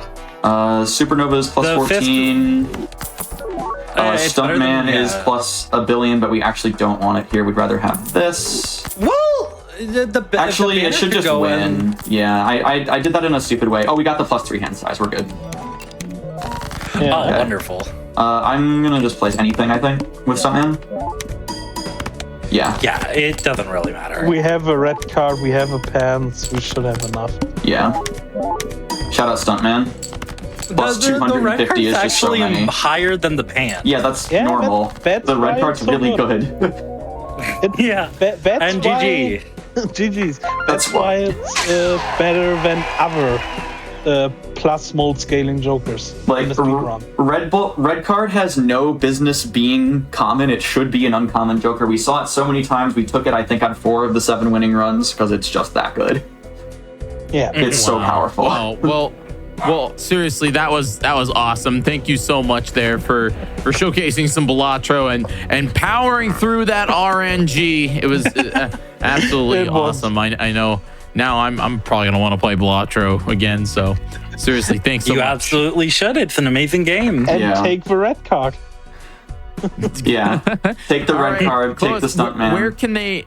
Where can they find you? What do you do on your show? And tell us more about what you got going on. I mean, I don't stream all that often. I am Cloyce on Twitch. I do speedruns of Spelunky, Balatro, Wizard 101, lots of different games. I don't stream that often though, so mostly just kind of hyping up the Balatro community and representing the Balatro community here. That's basically it. Shout out to my girlfriend who's watching, I think. And I Awesome. apologize for the technical difficulties and some of the less optimal plays that I may or may not have made. No, you did awesome, and thank you so much, there, Furs and Steel, for doing some commentator. Any shout outs that you have? Not really. Shout out think to I'm the good. speedrunning community. Of True. course. Yeah, we have a speedrunning Discord, actually. We host events sometimes. It's our main hub to get updates on like if a run will be, when a run will be verified, or kind of anything else that's really going on. Or So yeah, shout out to our destroys speedrun the Discord. 15 deck gold stake. Yeah. Fantastic. All right.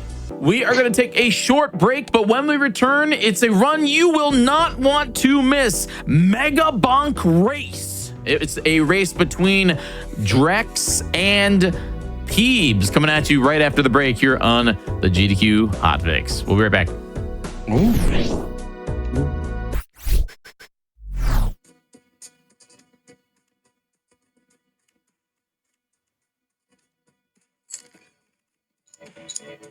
What? Oh, we're back. Oh, all right. Welcome back, everyone, to Speedruns today. We have an incredible run that is coming at you here in just a moment. Thank you very much for joining us here. We are just about to jump into a Mega Bonk race, so you definitely want to sit tight. All right, sit tight and get ready for that. But before we do, I want to say thank you very much for supporting the Games Done Quick channel with your subscriptions and your bits, your cheers. All those contributions go to helping us put on shows just like this. So if you enjoy Speedruns today, or if you enjoy all of the other shows that we do on a weekly basis here, please consider subscribing to the channel. It really does make a major difference. You also get access to exclusive emojis that you can use all across Twitch, as well as ad-free viewing here on GDQ during Hotfix and of course during our mainline shows. So make sure you consider subscribing. We really appreciate that. And thank you very much. All right, without further ado, we're getting into our next story. It's Mega Bonk with Peebs and Drex. Peebs, how are you? Welcome to the show. I'm excellent. Thanks for having us. I am so pumped for you to showcase Mega Bonk. I have been addicted to this game since I played it a few weeks ago, not even a few weeks ago. And I'm so excited that we get to see this race between you and D-Rex. Welcome to the show, by the way. Thanks for being here. Why don't you guys tell us just a little bit about this run, about the game that we're about to see, and just about you guys before we see it. All right. Well, I just started playing this game casually and had a lot of fun with it, and then started trying to dig into the mechanics of all the items that people doing high score runs don't use, and that led me to some wild combinations that do incredible damage at very low levels. And so I was like, okay, well, how fast can I beat this game? And turns out the answer is 12 minutes and 50 seconds. Yeah, that's pretty fast. The fact that that this run's world record is currently 12 minutes and 50 seconds, yet we have a 40-minute time period. That's how crazy the RNG is in this game. D-Rex, welcome to the show. Thanks for being here. Yeah, thanks for having me. Yeah, much like Peebs, I started playing this game casually. I took a much different approach to it. Started doing high score runs. I saw that the world record was around 15 minutes, and I planned on starting running it at some time, and then Peebs did all the science and all the work, and I mean, really, everybody speedrunning this game right now really owes it all to Peebs for doing what he did to figure out how we can actually beat this game fast. Because it's a lot of RNG, but through a little bit of what Peebs and I have done with it, we've found ways to make it more consistent, to where we can pretty much finish any run as long as we don't get super unlucky and die early. Incredible. All right. Well, also on commentary for this race, we have Sweet Peebs. Sweet Peebs, how are you? I assume you played this game, right? Have you? Thank you so much for having me here. I am incredibly excited to witness this race of the new Vampire Survivors expansion, Antechamber, the Balatro themed expansion for, again, Vampire Survivors. Love this game. And Sweet Peeps. Sweet yeah? Peeps. Yeah? No, Mega Bonk. Wait, What? Mega Bonk? We bonked it Wait. today. Vampire Survivors to me too. But I gotta, hang on, let me Google Mega Bonk. Mega Bonk. Yeah, I can commentate this, no problem. All right, good. Yeah. But okay, everyone in chat, Fantastic. any questions you have, pop them in chat. Make sure to at me so that I see them. If you have any questions about Mega Bonk, about the run itself, or just the game, let me know, and then I will relay that. So before we get started, I'm just going to do a quick rundown of what the run is. It shouldn't take more than a couple minutes. There are 20 characters. There are many a weapon. And I'm glad I checked this to turn the right ones on. There's many a book. They all have different things. And there's many an item. What my build will be doing is focusing on the armor book, the bloody tome, which is lifesteal, and the evasion tome. Not for defensive properties, but because there are items that give them incredible offensive properties. These items being the spiky shield. If we get one of these, we'll convert every 1% of armor into 2 thorns, so we can just run into enemies. You combine this with the cactus, which does thorns damage in a radius around you. And then you try to get a Kevin, who will basically slap you every time you hit an enemy, causing your cactus to just sprinkler around. And then the evasion tome is for the Phantom Shroud. It says it deals 2 times damage on your next attack. It increases your attack speed and movement speed. But what it actually does is, for every evade, is temporarily, over a short period of time, keep giving you stacking damage buffs of like 50%. But you can easily go from like doing 1 times damage to 5 times damage very rapidly. And so if you can get all of these things somehow in Act 1, you can really just smash the game rather well. There are other things that help a lot, like the lamp, which let your Kevin go off more often. The big bonker is really good. This is a 2% chance on every attack that it does 20 times damage. All sorts of good stuff. And then we have some safety items on that help a lot as well. For this run, any character is viable. Some of them are just a lot tougher to use. The best weapon for a speed run is the Dexecutioner, because this also has a 2% chance to do an execute on a boss, which will take off a large chunk of the boss's health. So I will be using that as my secondary. Drex is playing Bandit, so this will be his primary weapon.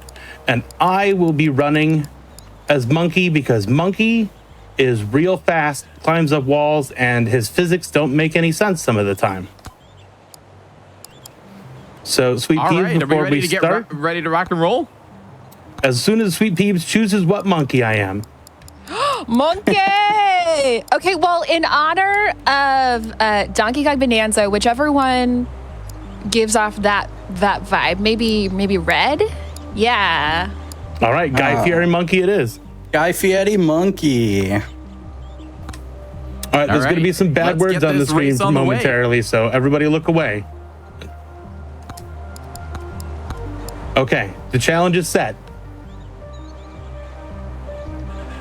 Sweet Peeps, you want to give us a Sweet Peeps, you wanna countdown? give us the countdown? All right, in 3, 2, 1, bonk. Bonk. Okay, so first level, you get a 10-minute timer, and there are 15 of these little shrines around while we throw our banana at things. And they each give us little different bonuses. So we want to collect all of those shrines and get all the bonuses as possible. And then there's all these green shrines scattered around. They're randomized between many different types. That first one summons extra mini bosses and bosses. And in the first level, they're all really kind of trivial. And each one drops a chest. Each chest gives items. And so in the first level, we want to try and get as many items as possible.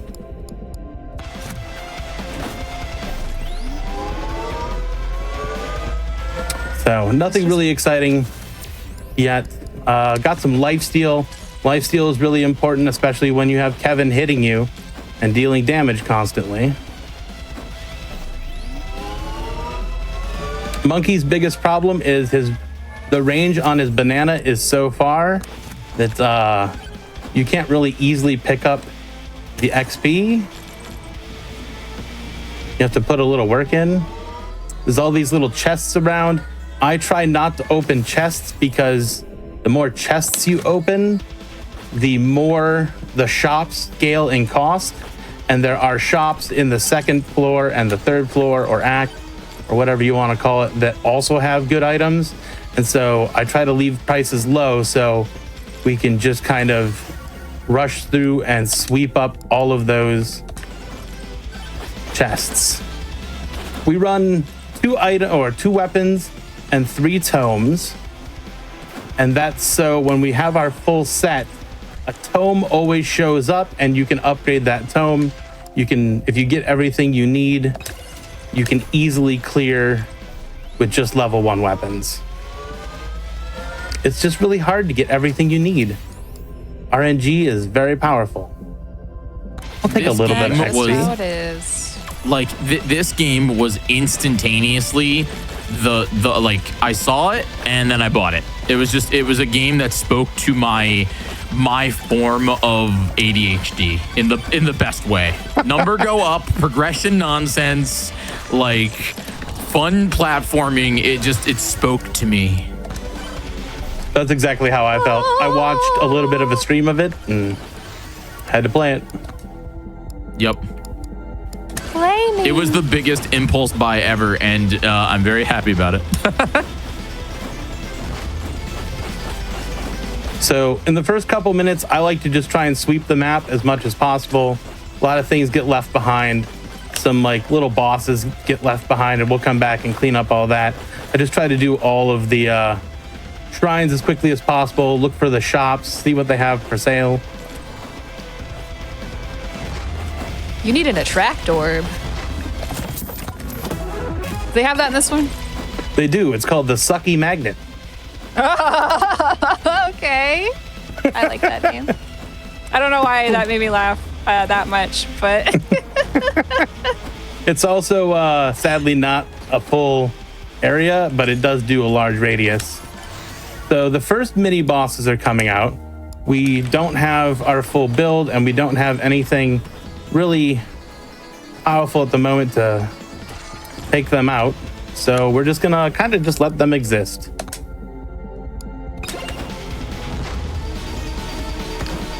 we do have a And they're question gonna in keep chat. trying to blow us up.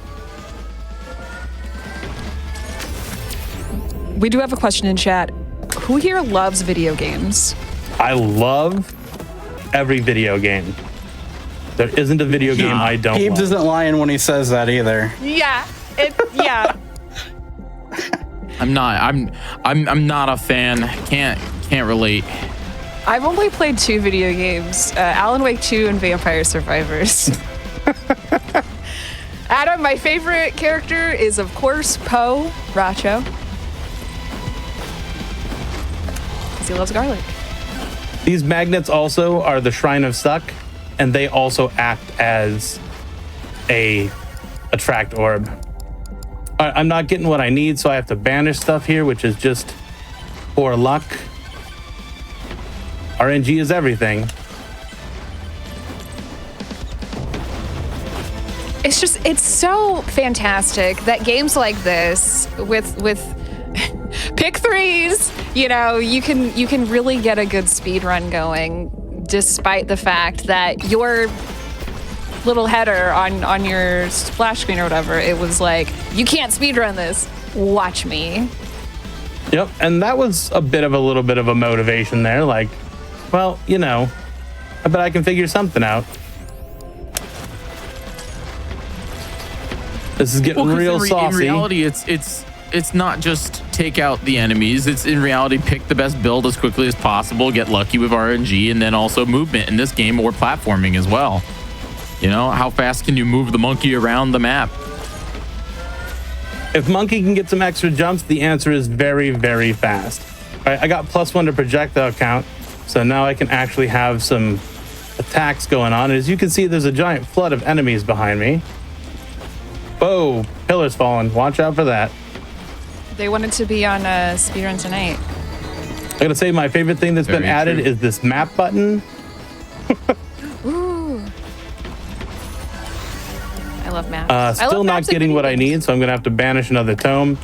We're looking for the lifesteal tome, the bloody tome, and that is a really tough one to not get right away.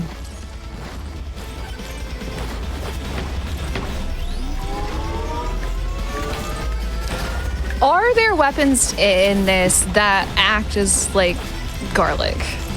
Just Yeah, it's called the Aura. And the character Aura. Mega Chad used it as his Chad? primary. I was gonna say that, like, yeah, garlic would be huge in this one.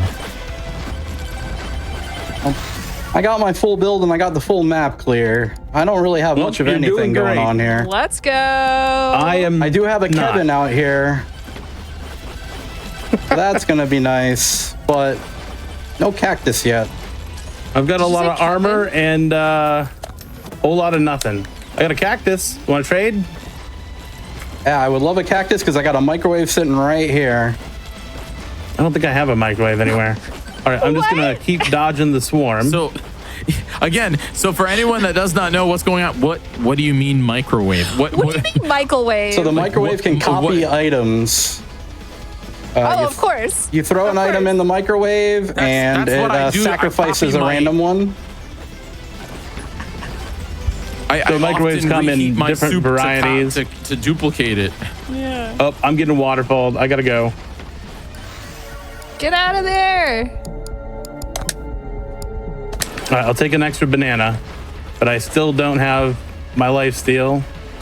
That's what's nice about the time limit. Even if it goes absolutely terribly, there's still enough time to really do a second attempt. I have 2 microwaves and no cactus. And I forgot where my Kevin was. It's 10 p.m. Do you know where your Kevin is? It's actually only 8:51 right now. Cuss word. Cuss word. Cuss word. I'm banned from GDQ. Cuss word. Adam says the microwave is the 3D printer from Risk of Rain 2. Okay. Haven't played that. Yep, I'm just gonna Okay, kick I've it. only- I've never Let's played just get a Risk of Rain. restart here. I've only played 2 video games. Oh, there we go. We got a cactus. I died miserably. So, the meta that you actually put together, other peeps, what was that? Like it was monkey and cactus And Spiky Shield and Kevin and Phantom Shroud, and we got none of it. you got none of it. All right. But that's just how it rolls. You try to make it as marathon safe as you can, but sometimes. It's fun. Ooh, I'll take Bone. Bone's good, just as a secondary because little health regen, Bone nice. is also a weapon in Vampire Survivors. Yep, and it does the same thing. It does a bounce. So it's good for clearing out the little trash. So my question is we have our timers desynced now. Like Drex is at 1 minute 40 left, and Peebs is at 9. Did you do a reset, or did I miss Yes. that? I died, Yes. You were so busy playing Balatro. I probably would have reset Yes. anyways because I was coming up on I was the. in fact playing Balatro. You're not right. I don't blame you. Like when that next big patch hits for Balatro, I am going to be lost in the sauce for quite a while. No. I was paying attention to. It's hard to juggle between both runs here. Yeah. Because I'm trying to comprehend microwaves and everything that's going on. And Kevin. Who's Kevin? Kevin's a Who is jerk. Kevin? Oh, we go. We have a boss fight happening here. And this is the reason I But wanted again, to do the I race think is because there's a better chance of one of us finishing. But I think that but it's still anyone's game in reality here because, you know, if Drex can't take on these three bosses. Three bosses. I got these bosses, no problem. Yeah, Drexy's on it. Bonking the little barks. All right, I got explodey boys here, which make getting these shrines a little tricky. Extra jumps, very nice.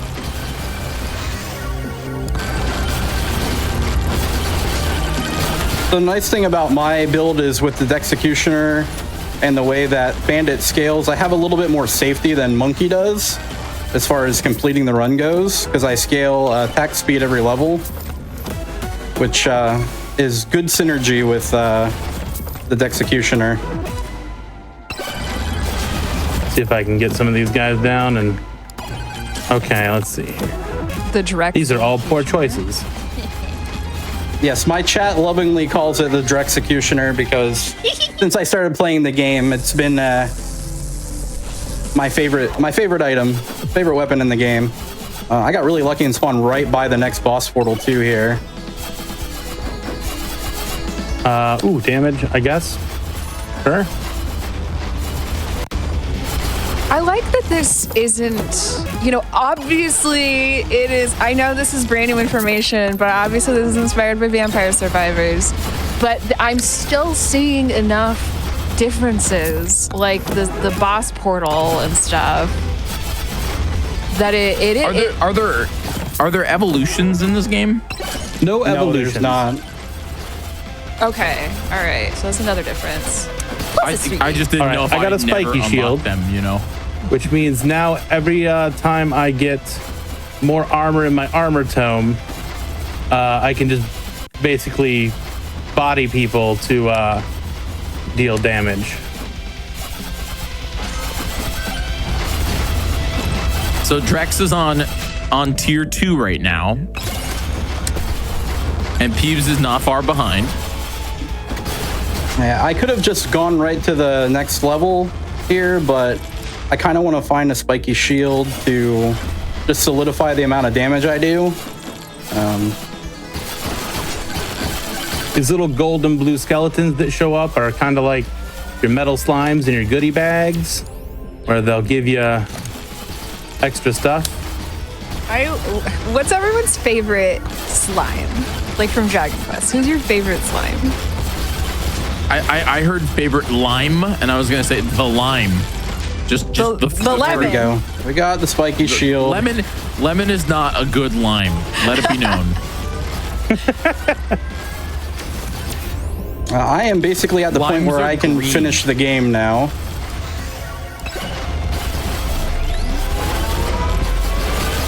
Gonna take a little bit more stuff though here just for safety's sake. Let's go. I'm about to get bodied by goblins.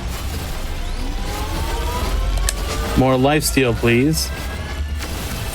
I Yep, feel like Goblin Waterfall. Monkey is significantly harder. The But nice thing about infinitely Monkey is cooler. he gets more health, but the banana is not as friendly unless you get some good upgrades for it early.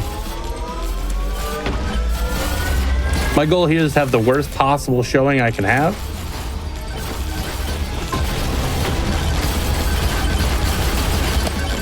Okay, let's get the extra Chunkham and banana. Shadbark. So we're just conking extra jumps. I'm gonna hold off on grabbing that Moai until I have extra money so I can re-roll it a couple times. Let's grab some HP there. What's so terrible about Chunkham? Chunkum is terrible. But does anyone know why? I guess I'm He taking can snipe cheese. you from across the map, even if he's not anywhere near you. His projectile still goes out. And if you have 5 Chunkums out on the map, it can be a real bad time. Because if you get hit by the projectile, he covers you in mud, essentially, and you go really slow.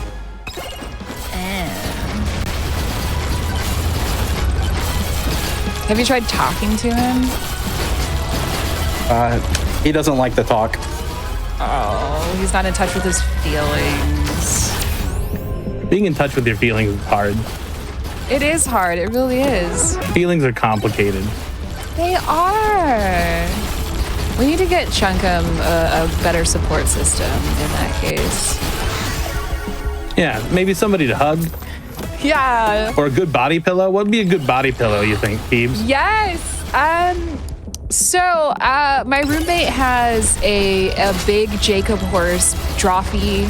I don't know if you're familiar with that channel, other peeps, but it's a long horse, and it's a huge 6-foot body pillow. So I really think maybe Chunkum could be a benefit from that. I like the concept of long horse. Yeah. Also, another thing we didn't mention about Kevin is since Kevin makes you attack yourself, if you get the golden shield item, it makes you just infinitely gain gold, essentially. So I have more gold than I will ever know what to do with here. Every time I attack an enemy, I'm just gaining more and more gold. So I can just basically go around and collect everything possible. I'm gonna do an impression. Are you ready? Yes, please. Kevin! That's my Catherine O'Hara and Home Alone impression. Got another microwave here, so we're gonna get even more cactus. I've got, let's see here, 3 extra jumps, so I'm just going to be kind of bouncing in the air. There was Chunkum taking me out for half my health, and I can't even see him on my screen. Rude. Yep. How's your jump situation, Drex? I got 3. Oh, you're good then. I'm good. I'm just doing what I can for safety's sake here so that I don't die on the last boss, because the last boss is a jerk. Very much so. Like, you can get sniped real easy by that dude. And I lost one of my Phantom oats, so Shroud. now I'm down health. Finally got an item I'm looking for. Now I just need a lot of evasion tome. Still don't have a life steal tome on this one. I'll get 1 Chunkum. And that's terrible. Lex Luthor stealing cakes. Yeah. I guess in this case it'd be bananas.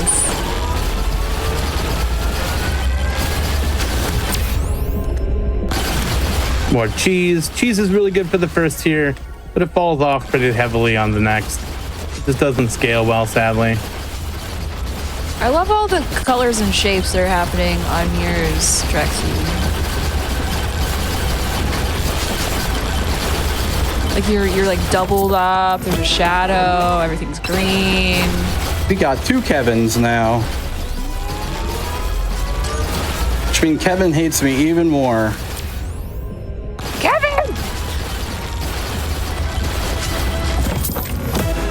There's a little bit of that monkey doesn't really apply physics properly and goes real fast sometimes. Getting boxed in, 1, 2, 3, 4, out the other way, down the slide. I am desperately trying to find max health here.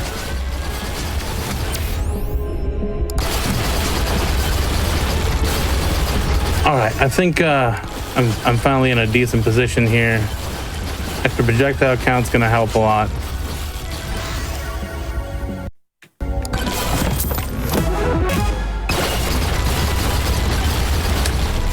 Got a cactus. I'm gonna drag everything over this way a little bit. Go back and You get the don't old. have to water cacti that much, and I really appreciate that about them. Very low maintenance. Not All good right, for we got a hug stuff. second spiky shield. I think I just have to go for the boss here. Yeah, go for it. I believe. Hi, Snurd. I'm max headroom.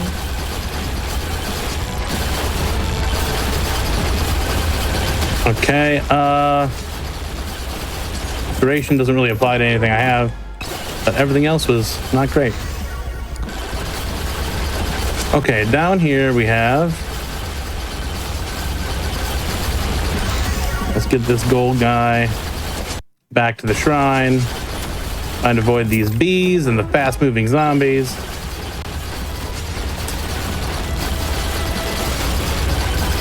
What is under this tree? It's a moai. Okay. Everybody come this way. Come this way. Thank you. Watch out for that column. Those things fall, and they really like to get on top of your treasure chest, so you can't get them. Moai. Electric plug. That's okay. All right. There's still no guarantee that I even kill the boss here. All right. I banished another tome. Got a nice hat. Okay, I got my spiky shield back. But I can still very much use many a thing. Map's clear. Come on, Drexy, come on. I believe. Here we go. Yeah, let's go.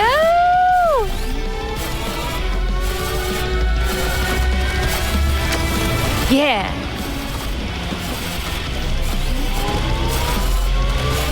All right, a big flood here. Give me that evasion. Evasion. Let's see. Banana.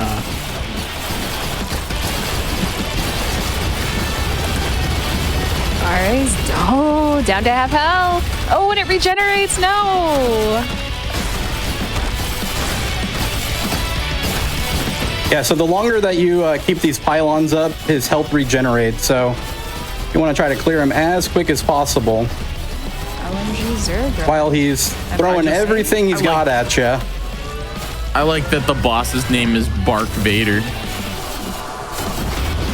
Bark, bark. Woof, woof. That's all you get from me. I got a Quinn. That's really nice. That makes your thorns explode in AoE radius.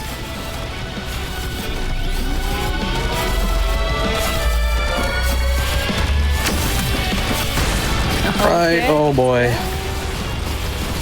Can't steal health right now. Okay, I'm good now. I'm level 19 and still haven't gotten my lifesteal tome.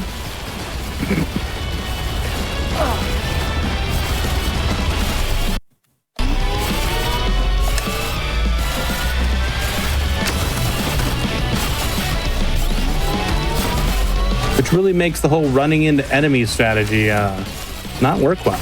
Oh boy. We're just gonna go down here and reset. No! Oh, okay. No.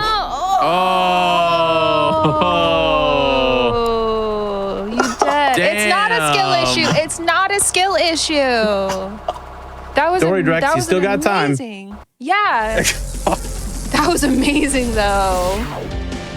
Oh my goodness. That was the last Yay, phase too. lifesteal tome, finally. Light Love still of my tone. life. I know what that is.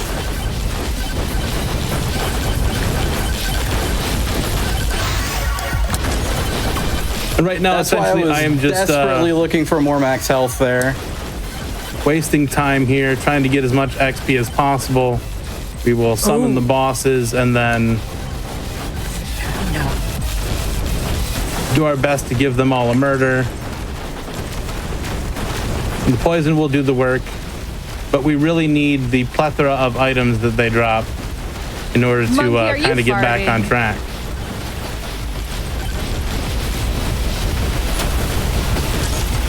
And if we can get in here and do a little bonk, the cactus and the shroud, if I evade a couple times, will really do a lot of damage very quickly. I just have to make sure, since I got the lifesteal tome so late, that I actually have the health to do the manual bonking. These guys are tall. They could be models.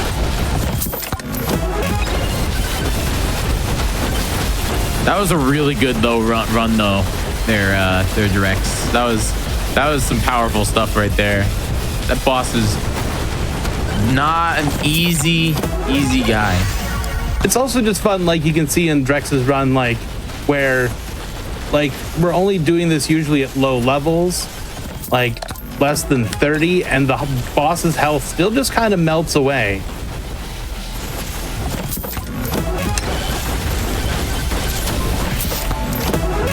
And that's why I think it's very silly.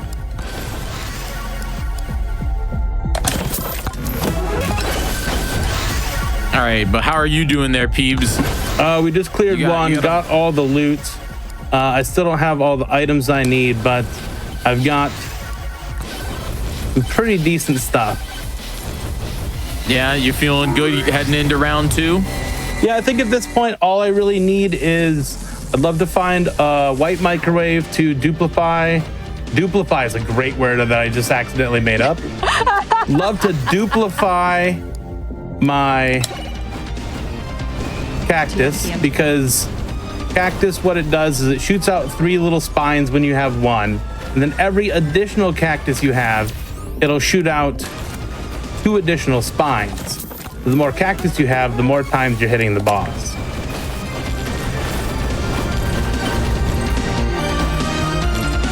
All right, the rare legendary shrine. I don't think I need to take any more jumps. I think I have plenty of jumps. 24% on that banana power. That's good. Oh, banana. Oh, banana. Yeah, I was gonna say I just beat up Donkey Kong Bonanza a few weeks ago. Good time, good time. That's some heat right there. I don't need any of that, so I'm not gonna waste my money. This is, I try to keep the cost low on opening chests, so like all those items were only 300. For safety here, I'm getting more shrines. If you have all the items by this point, though, you just try to blast through the exit and hope for the best. Then I start blasting. I love Sweet Peeps so much. She's just genuinely one of my favorite people I've never actually met. Speaking of us being friends, I mean, this is something we'd wanted to do, to commentate for each other, but the only game I speedrun is Alan Wake 2, which you haven't played. Which I really look forward to playing one day for you. Yeah, but it would be just rife with spoilers, and you don't want to get spoiled. I don't know, Sweet Peeps. I think it's time that you start picking up Mega Bonk. So my favorite Vampire Survivors character is Poppy, because I really love her AoE effect. Is there a character in Mega Bonk that has a good kind of up and down AoE effect? Yeah, I'll expand upon that question. With, you know, if people pick up this game, what character do you recommend they start with so they don't get obliterated in the first go? You're gonna get obliterated in the first go no matter what. Okay, let me No, I don't want feathers. What do you do to not get obliterated in the first, or like in the first couple of runs? The first You're gonna get character I think obliterated no matter what. The first character people vibe with is an early unlock. It's the skeleton on a skateboard named Calcium. And it's Excuse me? simply because Calcium moves very quickly. And it's the first character that, like, you can actually outpace a lot of the enemies without practice. I'm not gonna lie, I actually like screamed when I unlocked Calcium. I really did. I was so pumped about a skeleton on a skateboard. I was like, this is the best video game ever. He's And a he great kick character flips everywhere he because goes. you just get Yeah. lots of jumps and do sick flips in the air. Like, I It was think just a good moment of my life when I unlocked Calcium. I think my suggestion for the first character you should play with is probably Fox, because he scales luck, and so as you level up, you get more luck naturally, which can make finding better items a little bit easier. Isn't Fox the only character you can start with? I think it's Fox and Goofy. Yeah, either Fox or Oofy. All right, now I'm getting to the point where I can sit here and I can face tank this stuff because half the time I evade and the other half I'm healing. So if you look at my little counter on the right Peeps that says is cooking. damage 6.7, that's just going to, every time I evade an attack by blundering into these things, it just keeps going up. Like 6.7 is probably my cap right now. But the shroud also increases my attack speed. So I'm throwing out twice as many bananas and... All right. I was gonna say we got a nice cook.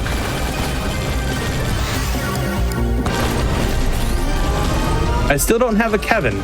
A Kevin would really put this run together. I really don't want to have to manual bonk the final boss. It's not a pleasant or quick experience. You talked about Kevin, and I got a Kevin. Thank you. Kevin, Kevin, go get the Kevin from the garage. let me know when that stops being funny. No, it won't. You can do that in like 3 years from now and I'll die. Okay.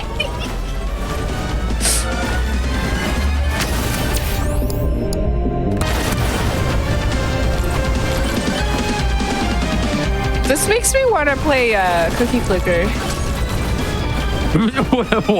Why? Number go up. Is there a cookie named Stop. Kevin? No, just number go up. Numbers go up's pretty good. Yeah, number go up game. The OG number go up game. Sweet Peeps, Actually, you ever played a game called Progress Quest? Progress Quest? No. It was a game that essentially simulated an old like RPG, and you basically just stare at a loading bar and it plays the entire game for you. I love that. I think you would really enjoy it. ProgressQuest.com. This is not a sponsored segment. I have a lot of money, so if I want to open some chests, I can.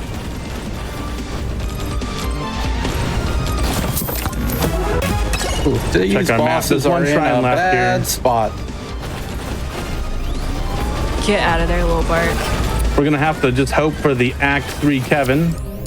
Let's see here. Kevin! Pickup range. No, more evasion. These games also use hyperbolic scaling. So if it says I have 104% evasion, that means I probably have like, 50%. I think it's something like if you have 1800 evasion, then you have 97%. It's pretty good. No Kevin, no bonus damage. No springs. Nothing to kill the boss here. All right, I'm going on to Act 3. I've got 11 minutes left on the challenge timer of 26 minutes. So, let's see here.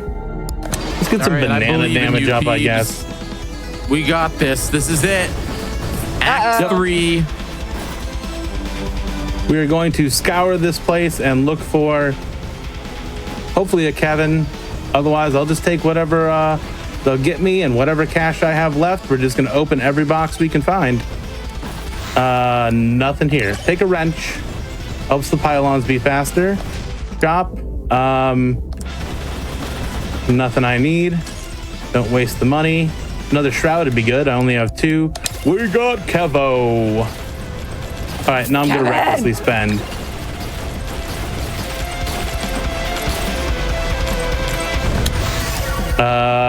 Yeah, sure. I'll take your glove, I guess. Your stinky glove. Meanwhile, I have 3 Kevins and nothing that triggers it. Okay. Well, I'm gonna have to take Zawaru though for safety. If you die, it freezes time and gives you 100% health back. Okay, I mean that's good. That's not nothing. That's a good safety. And we're coming up. And then here I'm just gonna wait for final... the mini boss to spawn. Do a damage test on him. Quinn's mask. We are coming up here on the last 5 minutes though that we have. But I believe we can get this run going. I believe. Oh yeah, right? I think we are gonna be just fine now. Moai, are you gonna bless us with something fun? Cactus. I only have 5 cactus. That's very low. I didn't find a single microwave in any of my runs. All right, Chunkum the Terrible has spawned. We're gonna go play the midair stand on his head game and stack up Shroud stacks.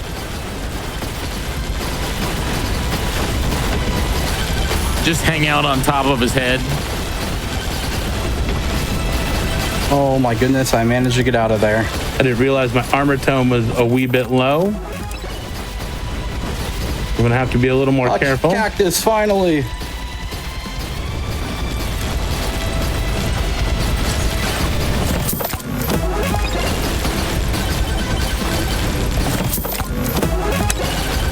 It's the fun part of the run where I finally get to open all these boxes. Yay! And if you get lucky, you get something legendary, or there's a beer, 5% less health, but 20% damage. Microwave. You sure want me to have a lot of money.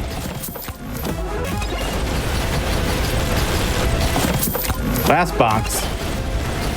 All right, don't know how our damage is looking. Our armor's a little low. Might just have to play it a little bit safe, but Zawadu though will keep me in check if I'm dumb.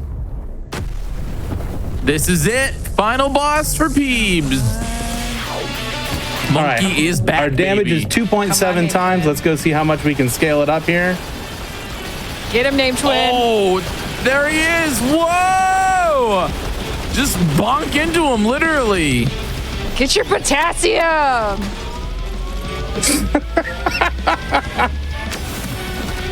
And see, Monkey's just like, I'm just gonna jump all the way over here. I try to always face the boss so I can see what orbs he's shooting at me.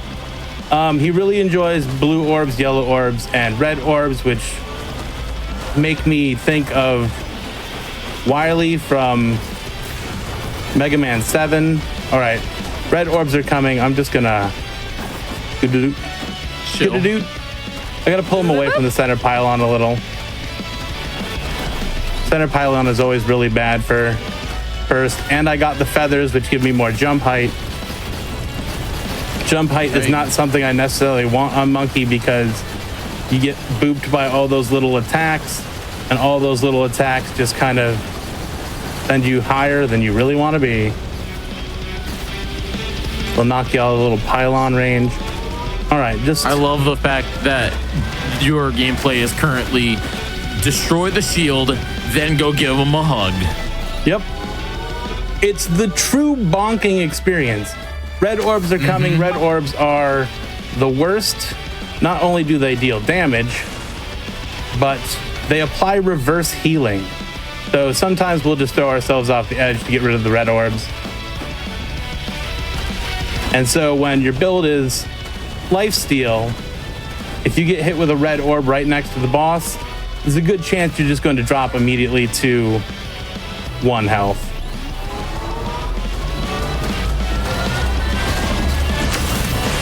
Oh, that's There a you lot go. of max Get in HP. there. Go, go, More hugs go. for Bark. Get him.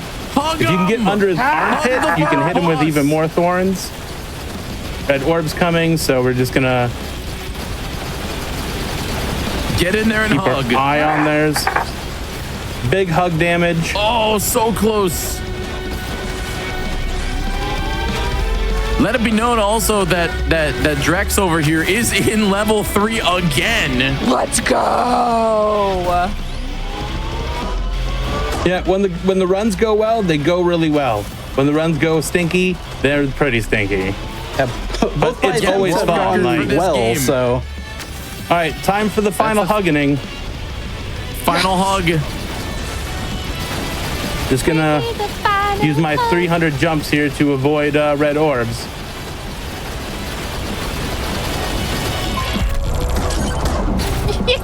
And then we try to eat the orbs and die right away. The game uses in-game timer, but very good, very fun. Yes, and Drexy's back. Drex is also on the final boss here.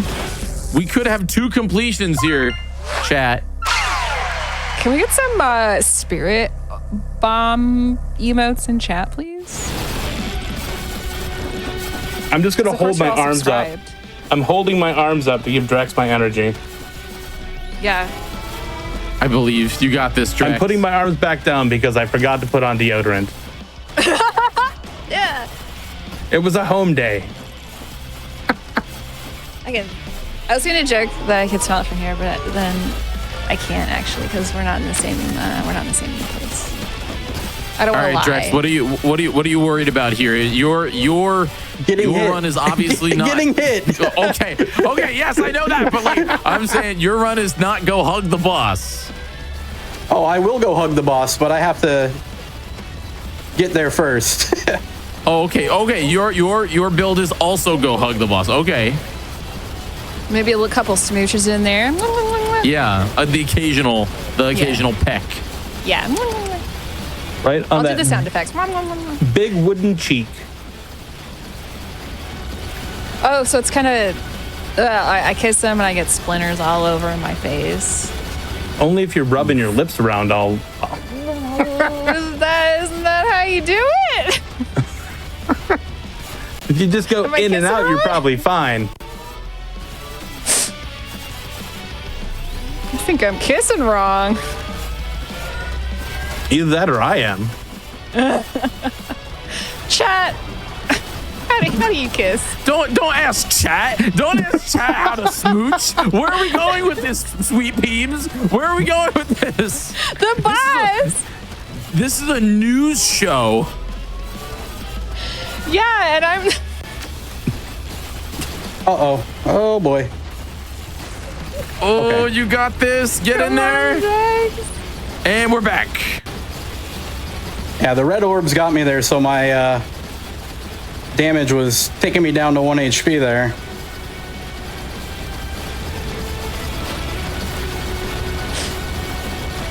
Real scary when that happens. You didn't get lucky enough to get a like cheap shield from the shrines. As a safety cover, so.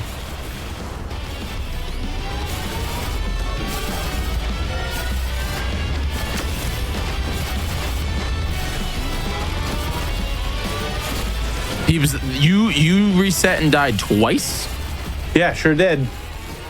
Maybe 3 times. I'm not. I didn't count. I didn't actually count. I was just curious. I didn't count either. 2. My official scorekeeper says And 2. Oh, boy. All right, we got this all There's two. though, so we're good. All right. All right, this is the last Get in there. phase, so as long as I can avoid disaster here,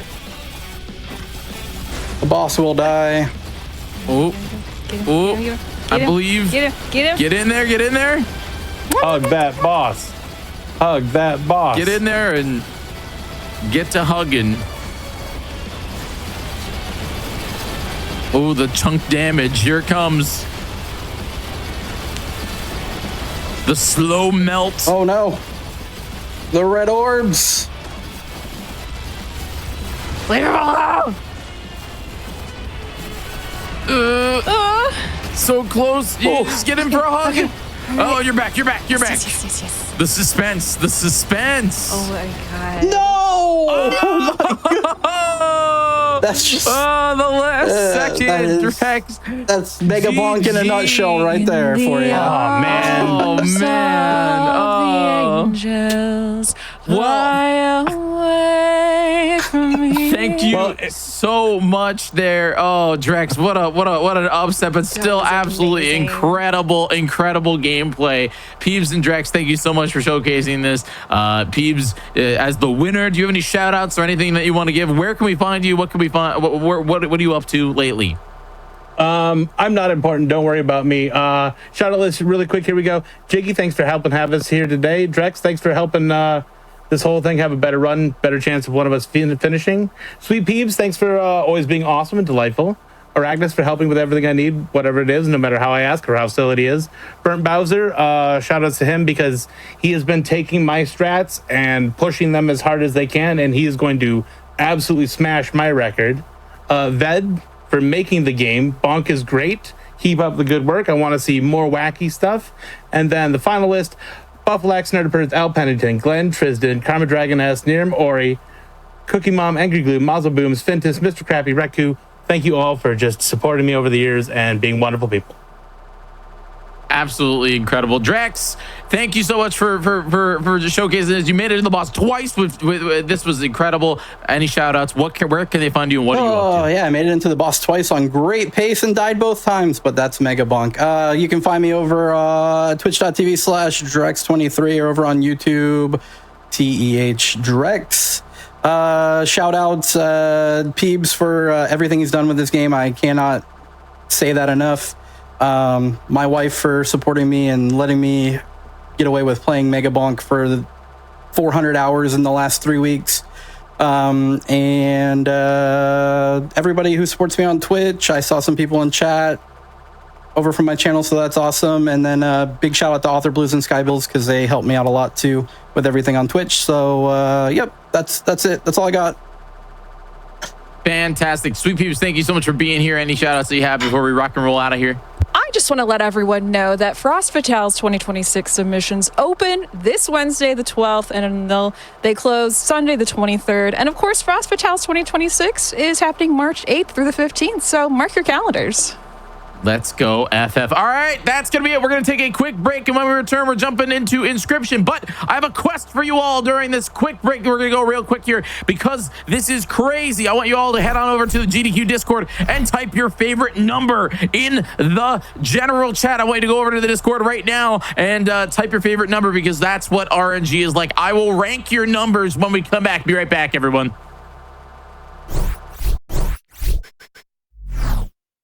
Welcome back, everyone, to Speed Runs Today. We have one more run coming at you today, and it's going to be absolutely incredible. But before we get into that, I just want to say if you missed out on any of the runs that we did here today, as well as any of the runs that we do here on the GDQ channel, you can actually go check them out over at youtube.com/gamesdonequick. If you're watching this on YouTube, don't forget to hit the like button and leave a comment of your favorite number. Speaking of those favorite numbers, I did go over and check them out in the Discord, and I want to give a major shout out to the number 42, the number 82, and the number E. Thank you very much for posting your numbers in Discord. One last thing I do want to specify, because we were just talking about all the incredible stuff that we do here on the GDQ channel.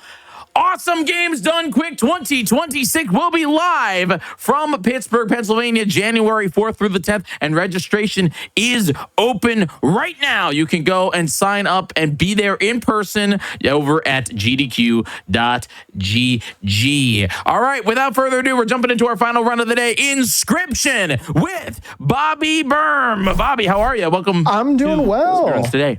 Thank you for having me. I'm so excited. Oh, this game it's so dear to me. I love it so much. Having a showcaseable version of this game is really exciting. I'm so stoked to showcase Casey's mod. Shout out to Daniel Mullins, one of my favorite game devs of all time. Also the creator of Pony Island 2 coming out soon. But yeah, thanks for having me, Jiggy. Appreciate it. I know we have one of my commentator awesome. As well with us as well. My commentator, would you like to introduce yourself? Sure. Hi, I'm Gelly. I like Inscryption Act 1 and Casey's mod quite a bit, and I will be here for the information, the informatics. I've read the guides, the Bibles, the everything on this, and I'm really hyped to see this on the Hotfix stage as well. Fantastic. Awesome. All right, whenever you guys are ready, let's get into Inscryption. Let's do it. So what we're going to do here, we're going to start off with a new run here. Time will start in just a second. So as you can tell, we have a lot of starter decks here. We're going to start off with a bit of a riskier strat. And if it doesn't pan out, we're going to go to a bit of a more reliable strat. We're going to start off with a Mantis God. If you know what that means, you're a knower. And if not, we're going to get to a different deck later if it doesn't pan out. So without further ado, we are doing no challenges as it says down below in the description. So we're going to start the run here. The time will start in just a moment when I hit the first thing on the map. We're starting out with 2 Rabbit Pelts.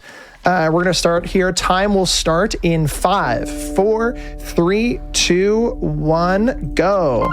All right, so welcome to Inscryption. This is a deck builder. Right away here, I'm offered 2 pelts that I'm going to trade for a couple cards here. I'm looking for a flyer, as well as we're going to do the dire horn here. And so, Gelly, what is Inscryption generally speaking, though? Sure. So the idea of Inscryption is that you're trapped in this cabin with Leshy, who is this character here, and the idea is that you kind of want to upgrade your cards in order to beat 3 bosses: the Prospector, the Angler, and the Trapper, not necessarily in that order, until the very end where we defeat a very special final boss here. So Bobby will be setting up to make resources at the very beginning here to try to beat basically all of those with the cards that he's given here. So, and just like that, I got very lucky. I got a Mantis God with extra 1 power, which is really exciting. So I can just clear fights just like that. Very awesome. I'm very excited about that. We're going to take the Cuckoo Clock, or the Cuckoo Bird, actually here.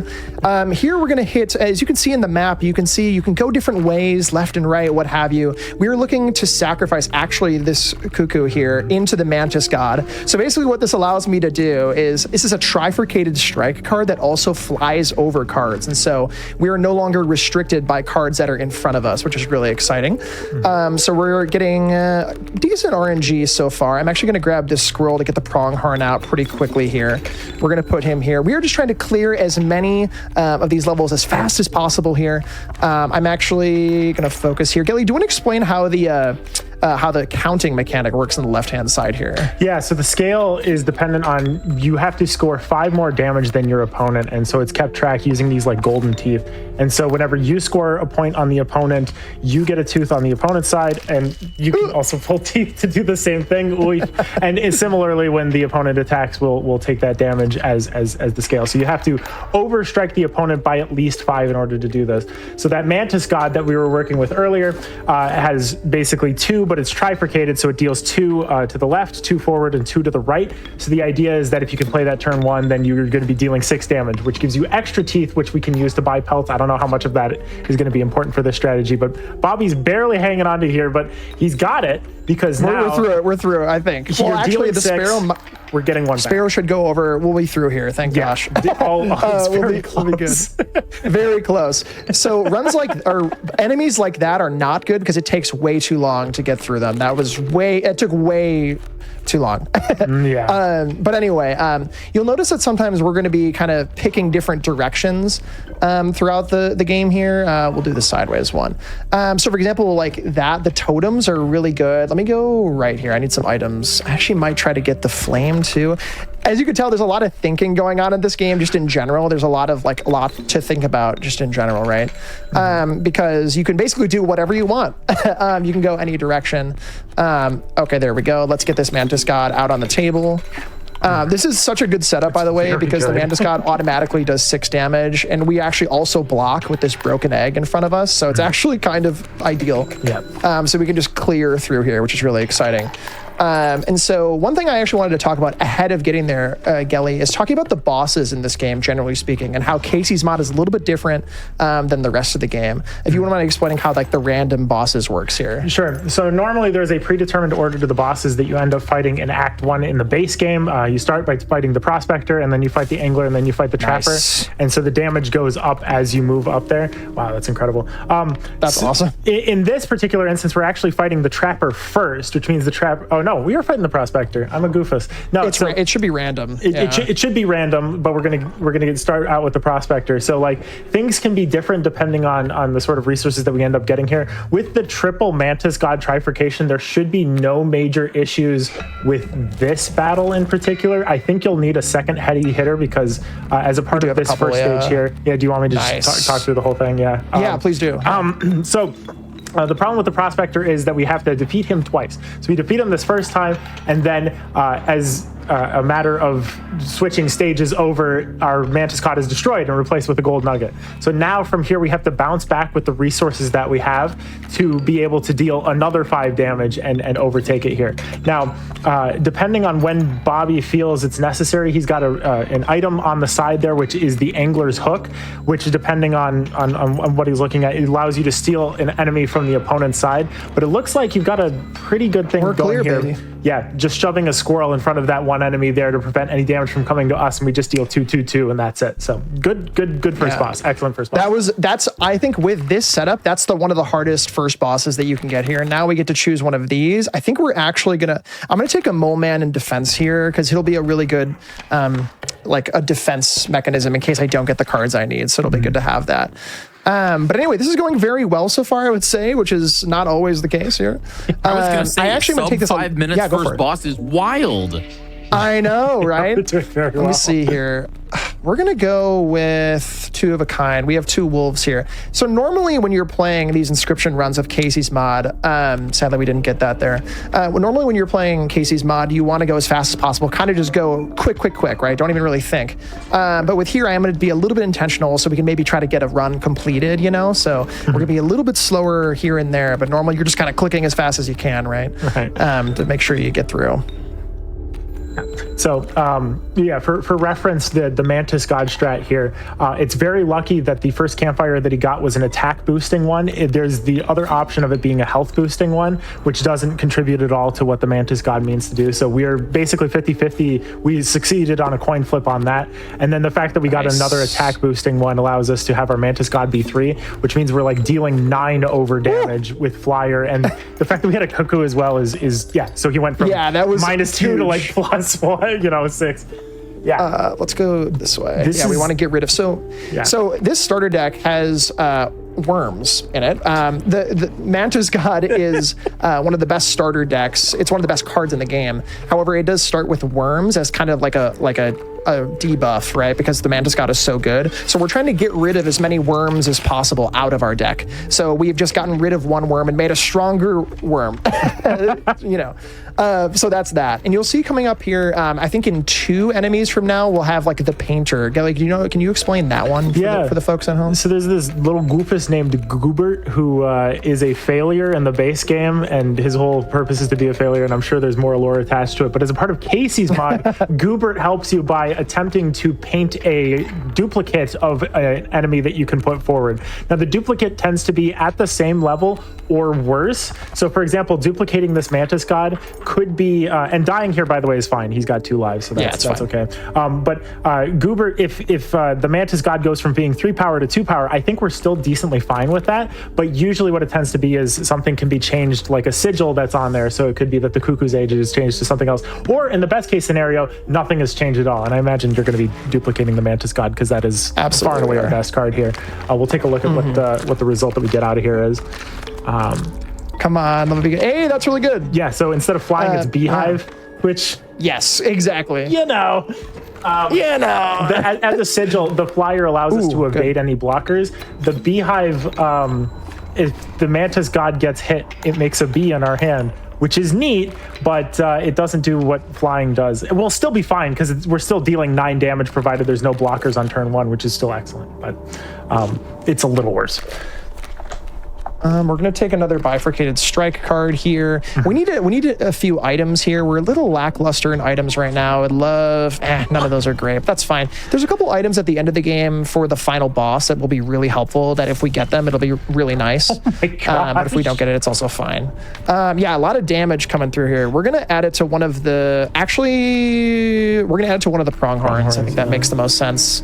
Because we get 2 extra buffs. I probably could have tried to go again for that one, but that's all right. All right, we have our next boss here. We have the Trapper with one of the best soundtracks of the game. Go for it. Let's explain this one, Gelly. How does this one work?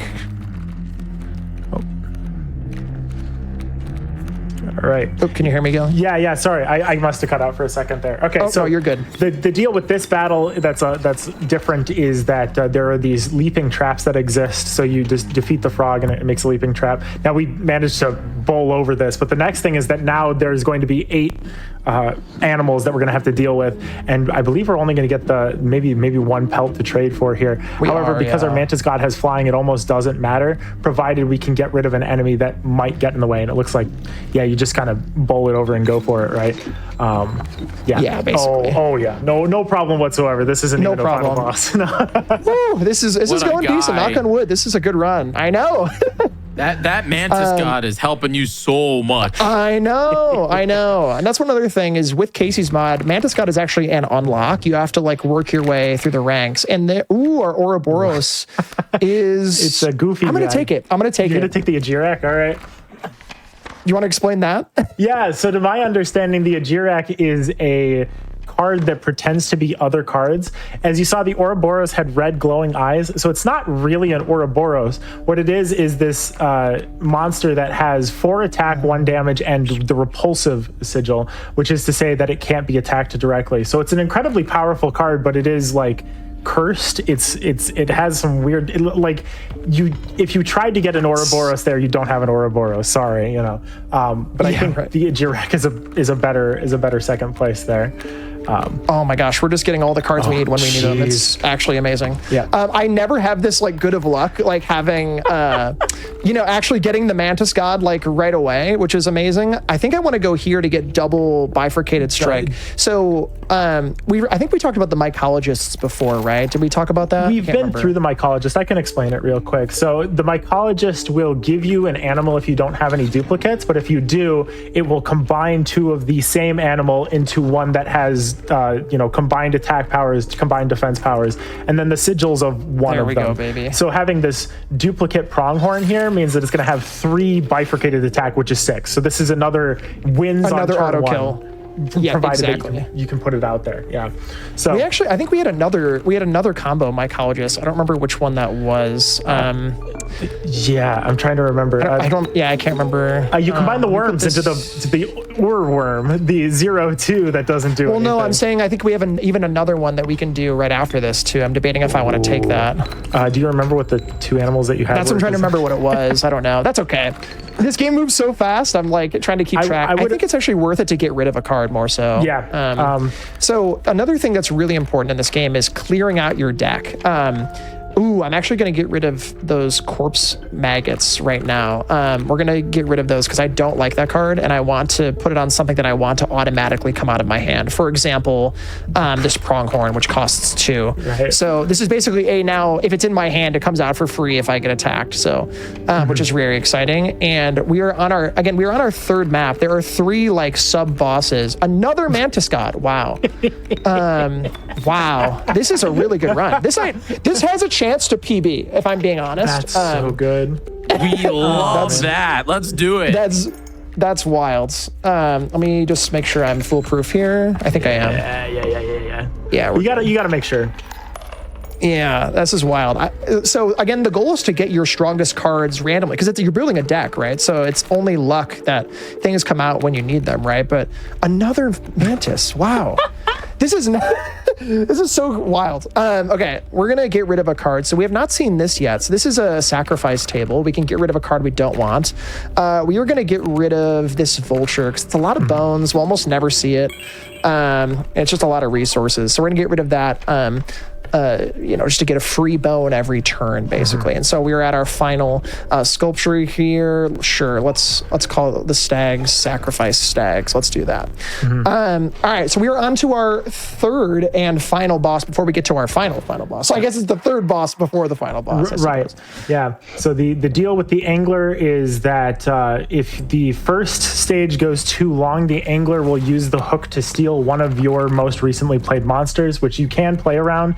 But provided Bobby here can get a first attack in, it sort of depends. This is, I wouldn't say a bum hand, but it's definitely a little bit on the more disadvantaged It's not good. Yeah. It's certainly not good. Depending. Thankfully, though, this is a tough boss too. We got the sharks coming up too. Yeah, taking out that it's tough. But yeah, so if you take out one of the bait buckets, the Great White comes back out.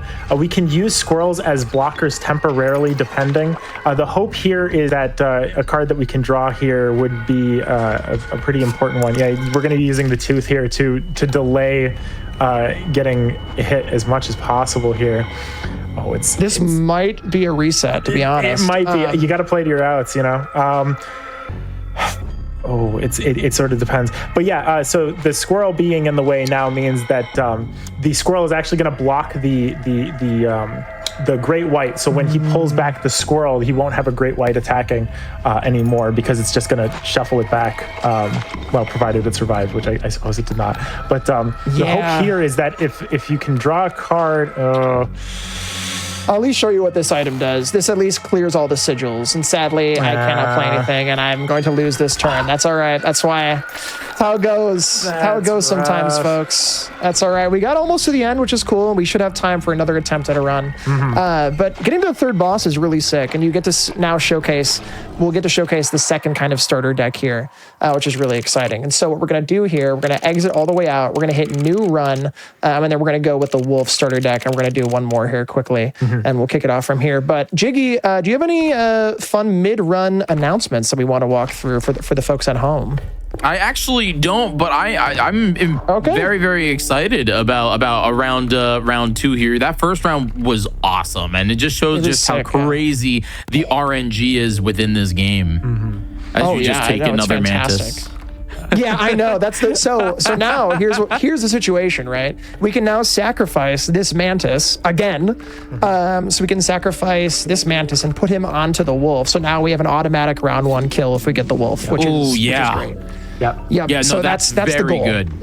Yeah. It's huge. Yeah. So that's the goal. We're also going to go attempt to get more strong cards. So we're going to just auto kill here. We're going to put 2 scrolls down, put a wolf down, and we'll be good to go. Yeah. So now it's really still thinning out our deck to make sure we can get that wolf every single time.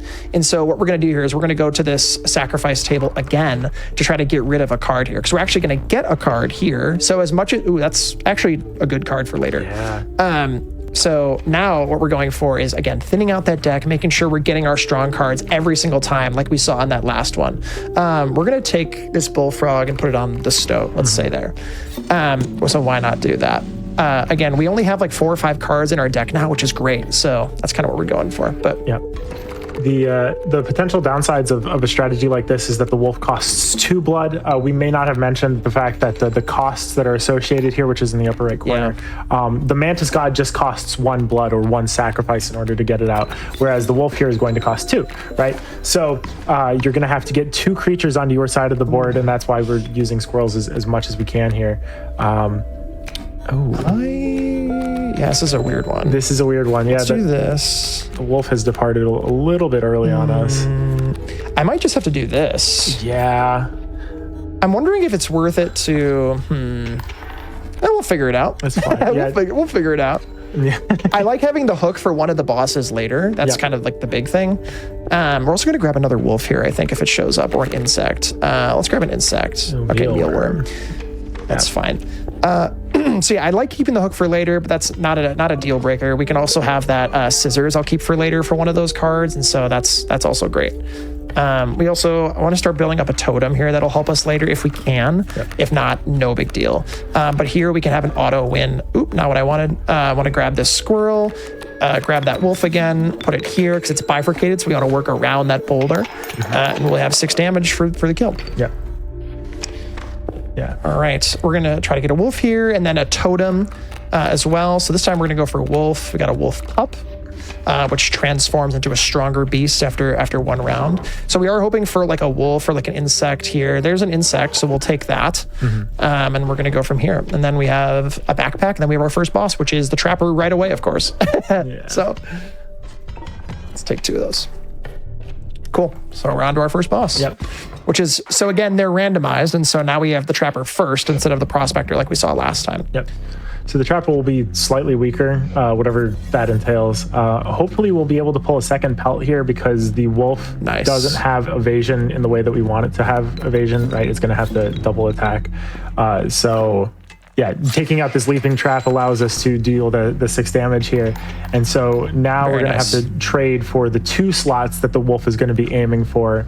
But we only get the 1 pelt. So we're going to have to hope that whatever creature we trade we will get I think we'll be okay, actually. So what we're going to do here, we get 1 pelt. We'll trade out for this one.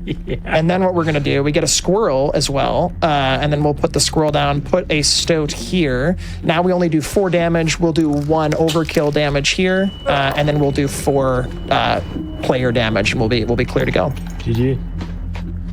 All right, boss 1 down again. We're on our way, folks. We have another good hand. We're hoping to get through. Mm-hmm. I'm feeling it. I'm feeling this one. You're feeling power. Yeah, You're feeling it. Oh wait, you know what, Bobby? I do have a mid run announcement, but it's mostly just a shout out for myself.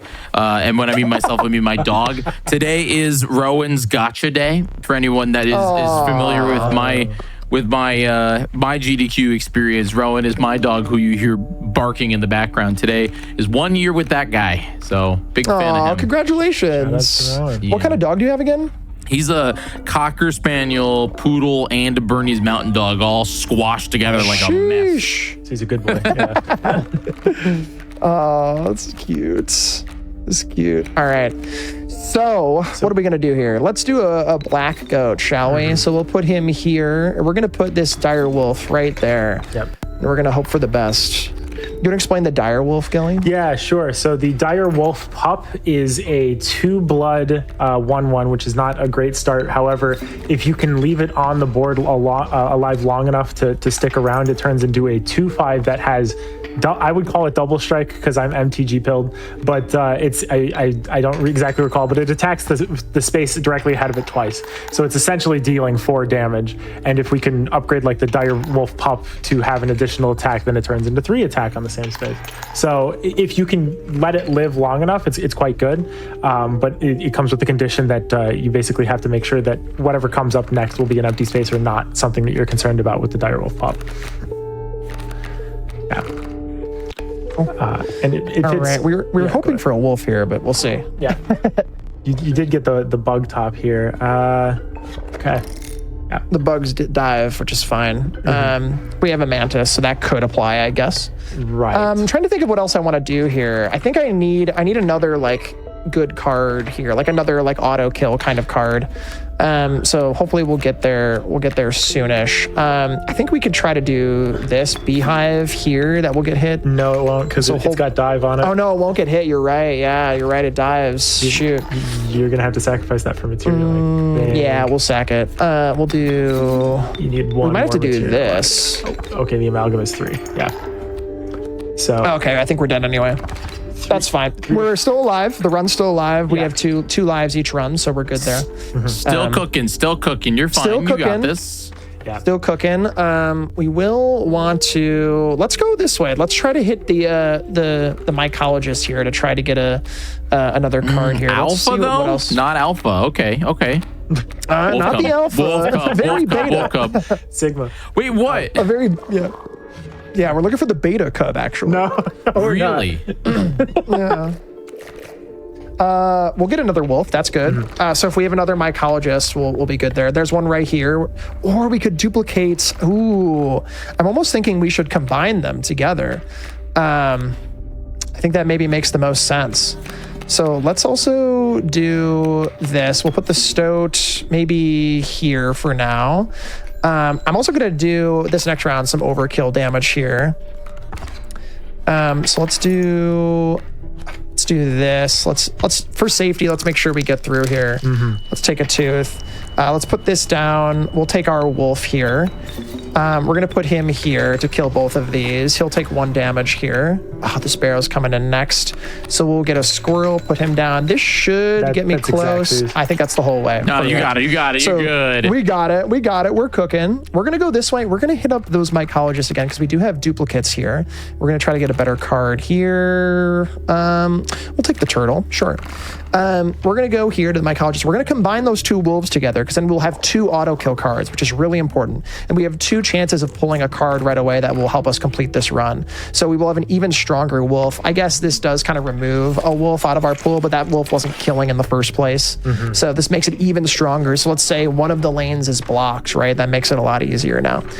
We are looking for those painters in upcoming rounds as well. I'm excited for let's Mega see Wolf. here. Yeah, right, exactly. Let's actually put it on this mantis. Okay. For this one, maybe. Oh, it's health. Okay. Yeah. All right. Yeah. So it's either health or damage is one or the other. Yeah.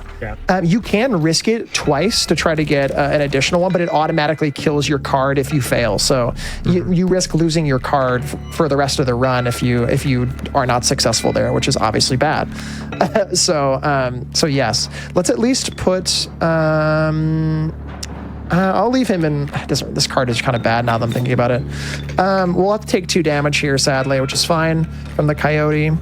And then we're gonna grab a squirrel here, put that down for this wolf to do damage here. So now we'll do 6, and then we'll actually be 1 away, which is fine. The wolf only does 1 damage here. And then we should be good to... Yeah. We actually get all of these cards as well, which is really helpful. So we'll be set for the second half of this fight. Very, very nice. And then we do 6 damage over here for the kill. So now we're on part 2 of this boss, which he then takes out our cards like we saw last time. So we'll take us out there. And then we are looking for some better cards here. Amalgam is a great card. So that will guarantee us the end of this fight, which is great. Still, that wolf though, doing 12 damage is wild. I know. That's the goal, man. The goal is to get 1 card that you can kind of clear the whole game with. That's kind of the whole thing. Yep. So getting as many of those auto kill cards in our hand is the goal. And so what in upcoming rounds here, we have 1 more, hopefully, boss until the final boss. If we can get there, that would be great. What we're looking for here is that painter now. We're trying to get as many of those really strong cards as we can get. Let's go with that mole man, actually. He'll be a good defense in case we get bad cards. We really know good defensive cards at this moment, so we'll take him. He's a good card to sacrifice as well for later. And we also do have this golden pelt, so we're going to go to the right here. So this trader allows us to get rid of that golden pelt for an actual good card instead of what we have in our hand. I'm almost tempted to take a second amalgam here. We're going to do that. It gives us a rare card. So now we get some items, which is very much needed. We definitely want more items. I'm also going to take this extra piece of damage. I want to go... we could go this way to combine the amalgams together. Let's do that, because I want to avoid the difficult fight if possible. Because that'll also give us an auto kill card, which is fantastic. We can also instantly get out of this fight, which is awesome. We get that wolf right away, and we have an extra squirrel, so we're out. Very easy. Easy peasy. All right, moving on. Next one, we get a card that is a certain level. So it's either 1 blood, 2 blood, or bones. So we're going to take the 1 blood, which is a bird, a raven, a raven's egg, and then a mycologist. So we're back to the mycologist, combining 2 cards together. We're probably going to combine these amalgams. Yep. This will give us 1 6/6 beast. So it's basically the same as our auto kill wolf. So we have another quick kill card, which is fantastic. So now I'm wondering, what do we do from here? I think we almost go to the sacrifice table, I'm thinking. That's probably going to be what we do here. Let's see here. We can afford to die once, which is good. We're going to get this raven egg on the table to start doing some damage as well. It's all right if we die here. Ideally, we don't. But if we do, that's also fine. We're going to use this squirrel to block that turtle. This will do some damage to our raven as well. We might die here. Yeah, we die. That's fine. And then we have 1 more chance to get out of this level. Sometimes you just get bad draws. I also think, I'm wondering, Gelly, what do you think? Where should we go from here? I'm almost thinking we go this way. I would take the left path, because you could sacrifice some of your cards that you're not going to cast as often and put the sigil onto, like, I think you still have a stoat that might be accessible at cheap. Nice. Or like a wolf. If you can get bifurcated onto a wolf, that's great. Ooh, yes. Let's do that. I think we have an extra mantis, right? Yes, we do. Yes. Bifurcated on the wolf is the way we go, for sure. So now we have 3 auto kill cards. Yep. Nice. They all cost 2 blood, but you'll need the fuel for it. Yeah, and they all cost 2 blood, unfortunately, which sucks. So if we can get any of them with 2 squirrels, we should be okay. And of course we don't. So what we're gonna do here, what do we want to do here? We need to avoid. Let's do the cub here. Let's make sure we get out of this. Let's pull our teeth here. And then we'll go from here. Let's start here. Do some damage. This will kill the mantis coming up here in a second, which is good. This tadpole does get stronger into a shark, which sucks. So let's, how do we do this? What do we want to do here? I'm almost wondering if, shoot. Let's risk it. Let's try to get a card here. Not the best card here. We'll try this. I think this turns into, oh, it's just a frog. It's just okay. a bullfrog, I think that's random. I thought it was random. I don't, maybe I'm wrong. It may be. At the very least, Let's guarantee we get out of this. Let's put a raven here. So that'll do some like 4, I think. 5. Okay, that's. Ooh. Yeah, it's close. A little scary. You're dealing more damage than you will be taking. So I think you've do got we the have time. 2 chips? You have I think two. we have 2 you have chips. 2 bone chips. Yeah, you can. Yeah, so we can put this, the mealworm, on here. Shoot. Okay.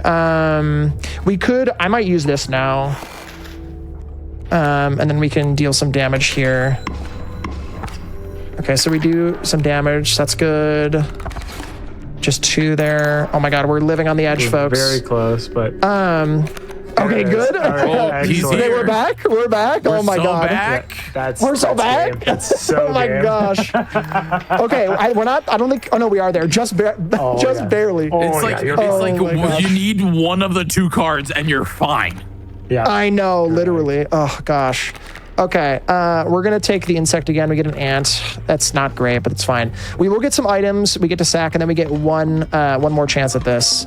We're gonna take as many squirrels as we can on this. Yeah, good item. Double squirrel is massive for you right now. It's huge. Yeah, we can get basically any of our big cards out right away. Let's get rid of this beehive. This beehive has been a pain in our butt. Let's put it on. You want something with big toughness, like a mole man? Oh, and big. Yeah, maybe actually. You put on the wolf cub.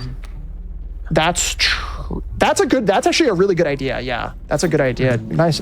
I'm helping, chat. Yes, you can't say I didn't help. It happened. Okay.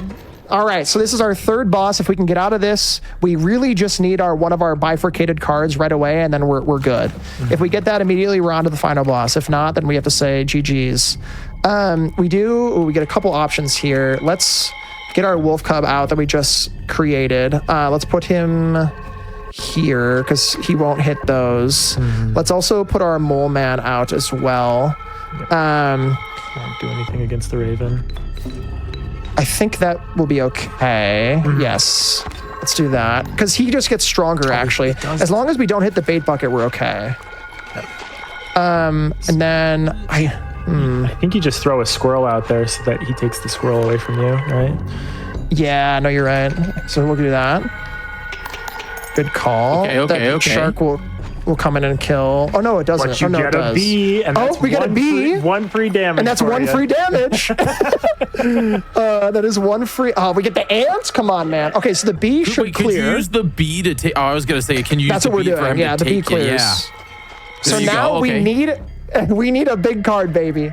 We need a big card. Actually, don't. Come on. The bee is clearing over the bait bucket. If you kill the bait buckets, that's the problem. But like, as long as you avoid that, I think you can just kind of like sit here and put blockers in the way, and you. Oh, there's a shark here. There's a shark, but the mole man takes it. So I think we're good now, right? You just shove squirrels in front of. Wait, no, we need to do 4 damage. You'll deal 3 here, and then the raven. We could do ants. The ants does 1. Yeah, we're good. Oh, yeah, no, you did it.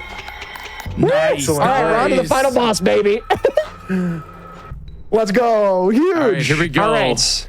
We're in. We're on to the final boss. And we get 1 extra card and we get 1 pit stop along the way. So let's see what we got here.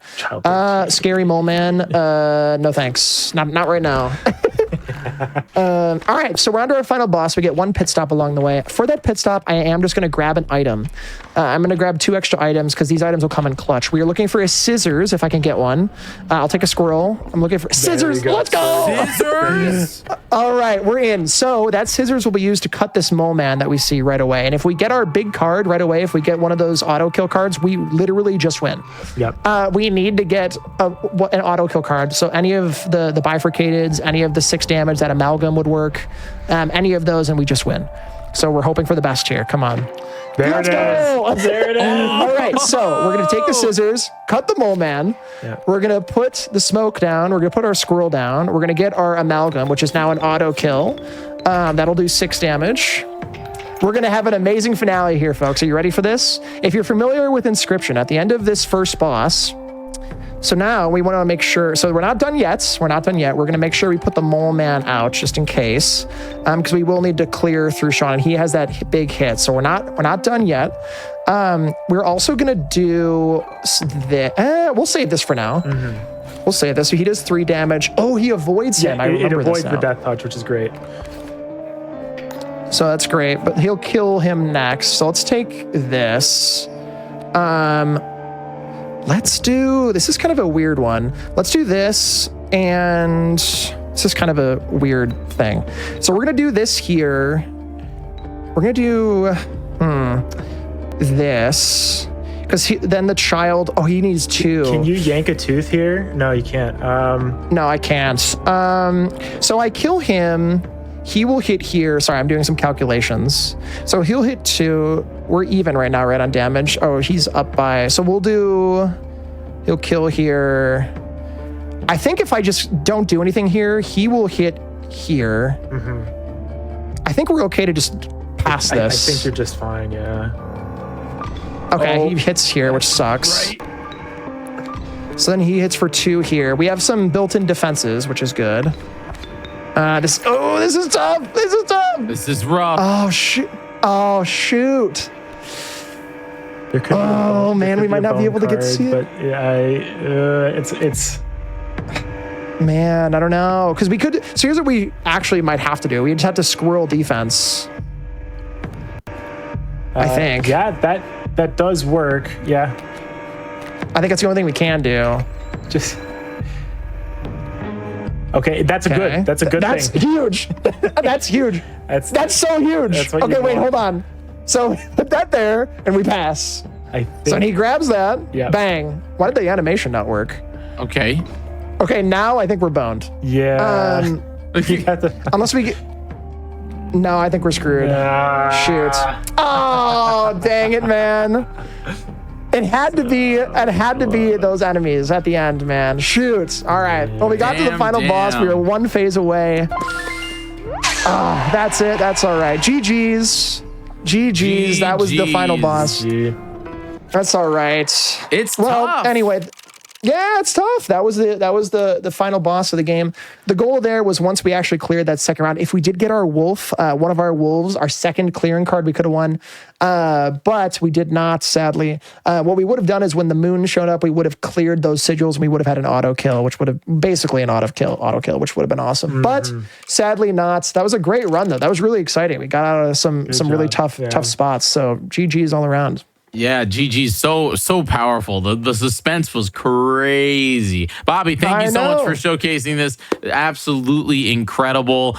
So much fun, and a great way to wrap up our speedruns today, featuring the RNG style games. Bobby, for the people that don't know you, that are watching this because they just happened to discover Inscryption speedruns, tell people a little bit about what you do on your show and where they can find you. Yeah. Not when you're interviewing people on GDQ. Yeah, right. Yeah. No, I stream on Twitch 3 days a week usually. So, twitch.tv/Bobby Berm. You'll see me at the mainline events, of which you should go get your ticket today. You should come to Pittsburgh, come and see us at AGDQ. I will be there interviewing, so I would love to meet as many of you as possible. But yeah, I'm streaming 3 days a week if you want to go follow me there. Also, go follow Gelly, our commentator. Fantastic runner and gamer all around. But yeah, thank you for watching. Appreciate it. Gelly, what do you got for shout outs? Just shout outs to Bobby for introducing me to Inscryption. That's all I got to say. Thank you very much. Oh, one other thing, by the way. Shout out to Daniel Mullins, one of my favorite developers of all time. I just love this game so much. I love Pony Island. I'm so excited for Pony Island 2. I'm so stoked for that. And yeah, again, side note, would love to see you all at AGDQ, so make sure to go check that out. And thank you so much, Jiggy, for having me. I appreciate it so much, man. Yeah, no, this was absolutely incredible. Again, folks, please go follow Bobby if you aren't already. And yeah, that's it, everyone. Thank you so much for watching. It's always a treat to do speedruns today. It's a little midweek show that I get to come and put on a little suit and talk to you guys and hang out. It's always a blast. My name is Jiggy. I've been hanging out here all night with you all. And I'll be back here on the GDQ channel in lieu of the holidays and capitalism. I will be back here on the GDQ channel December 13th and 14th with Oops, I'm Poor, a celebration of Animal Crossing speedrunning. So get hyped for that. That's going to be incredible. But right now, stick around because after the break, Sparkle will be coming at you with Think Fast and Claire Obscure Expedition 33. We'll be right back. Don't go anywhere. Hotfix continues.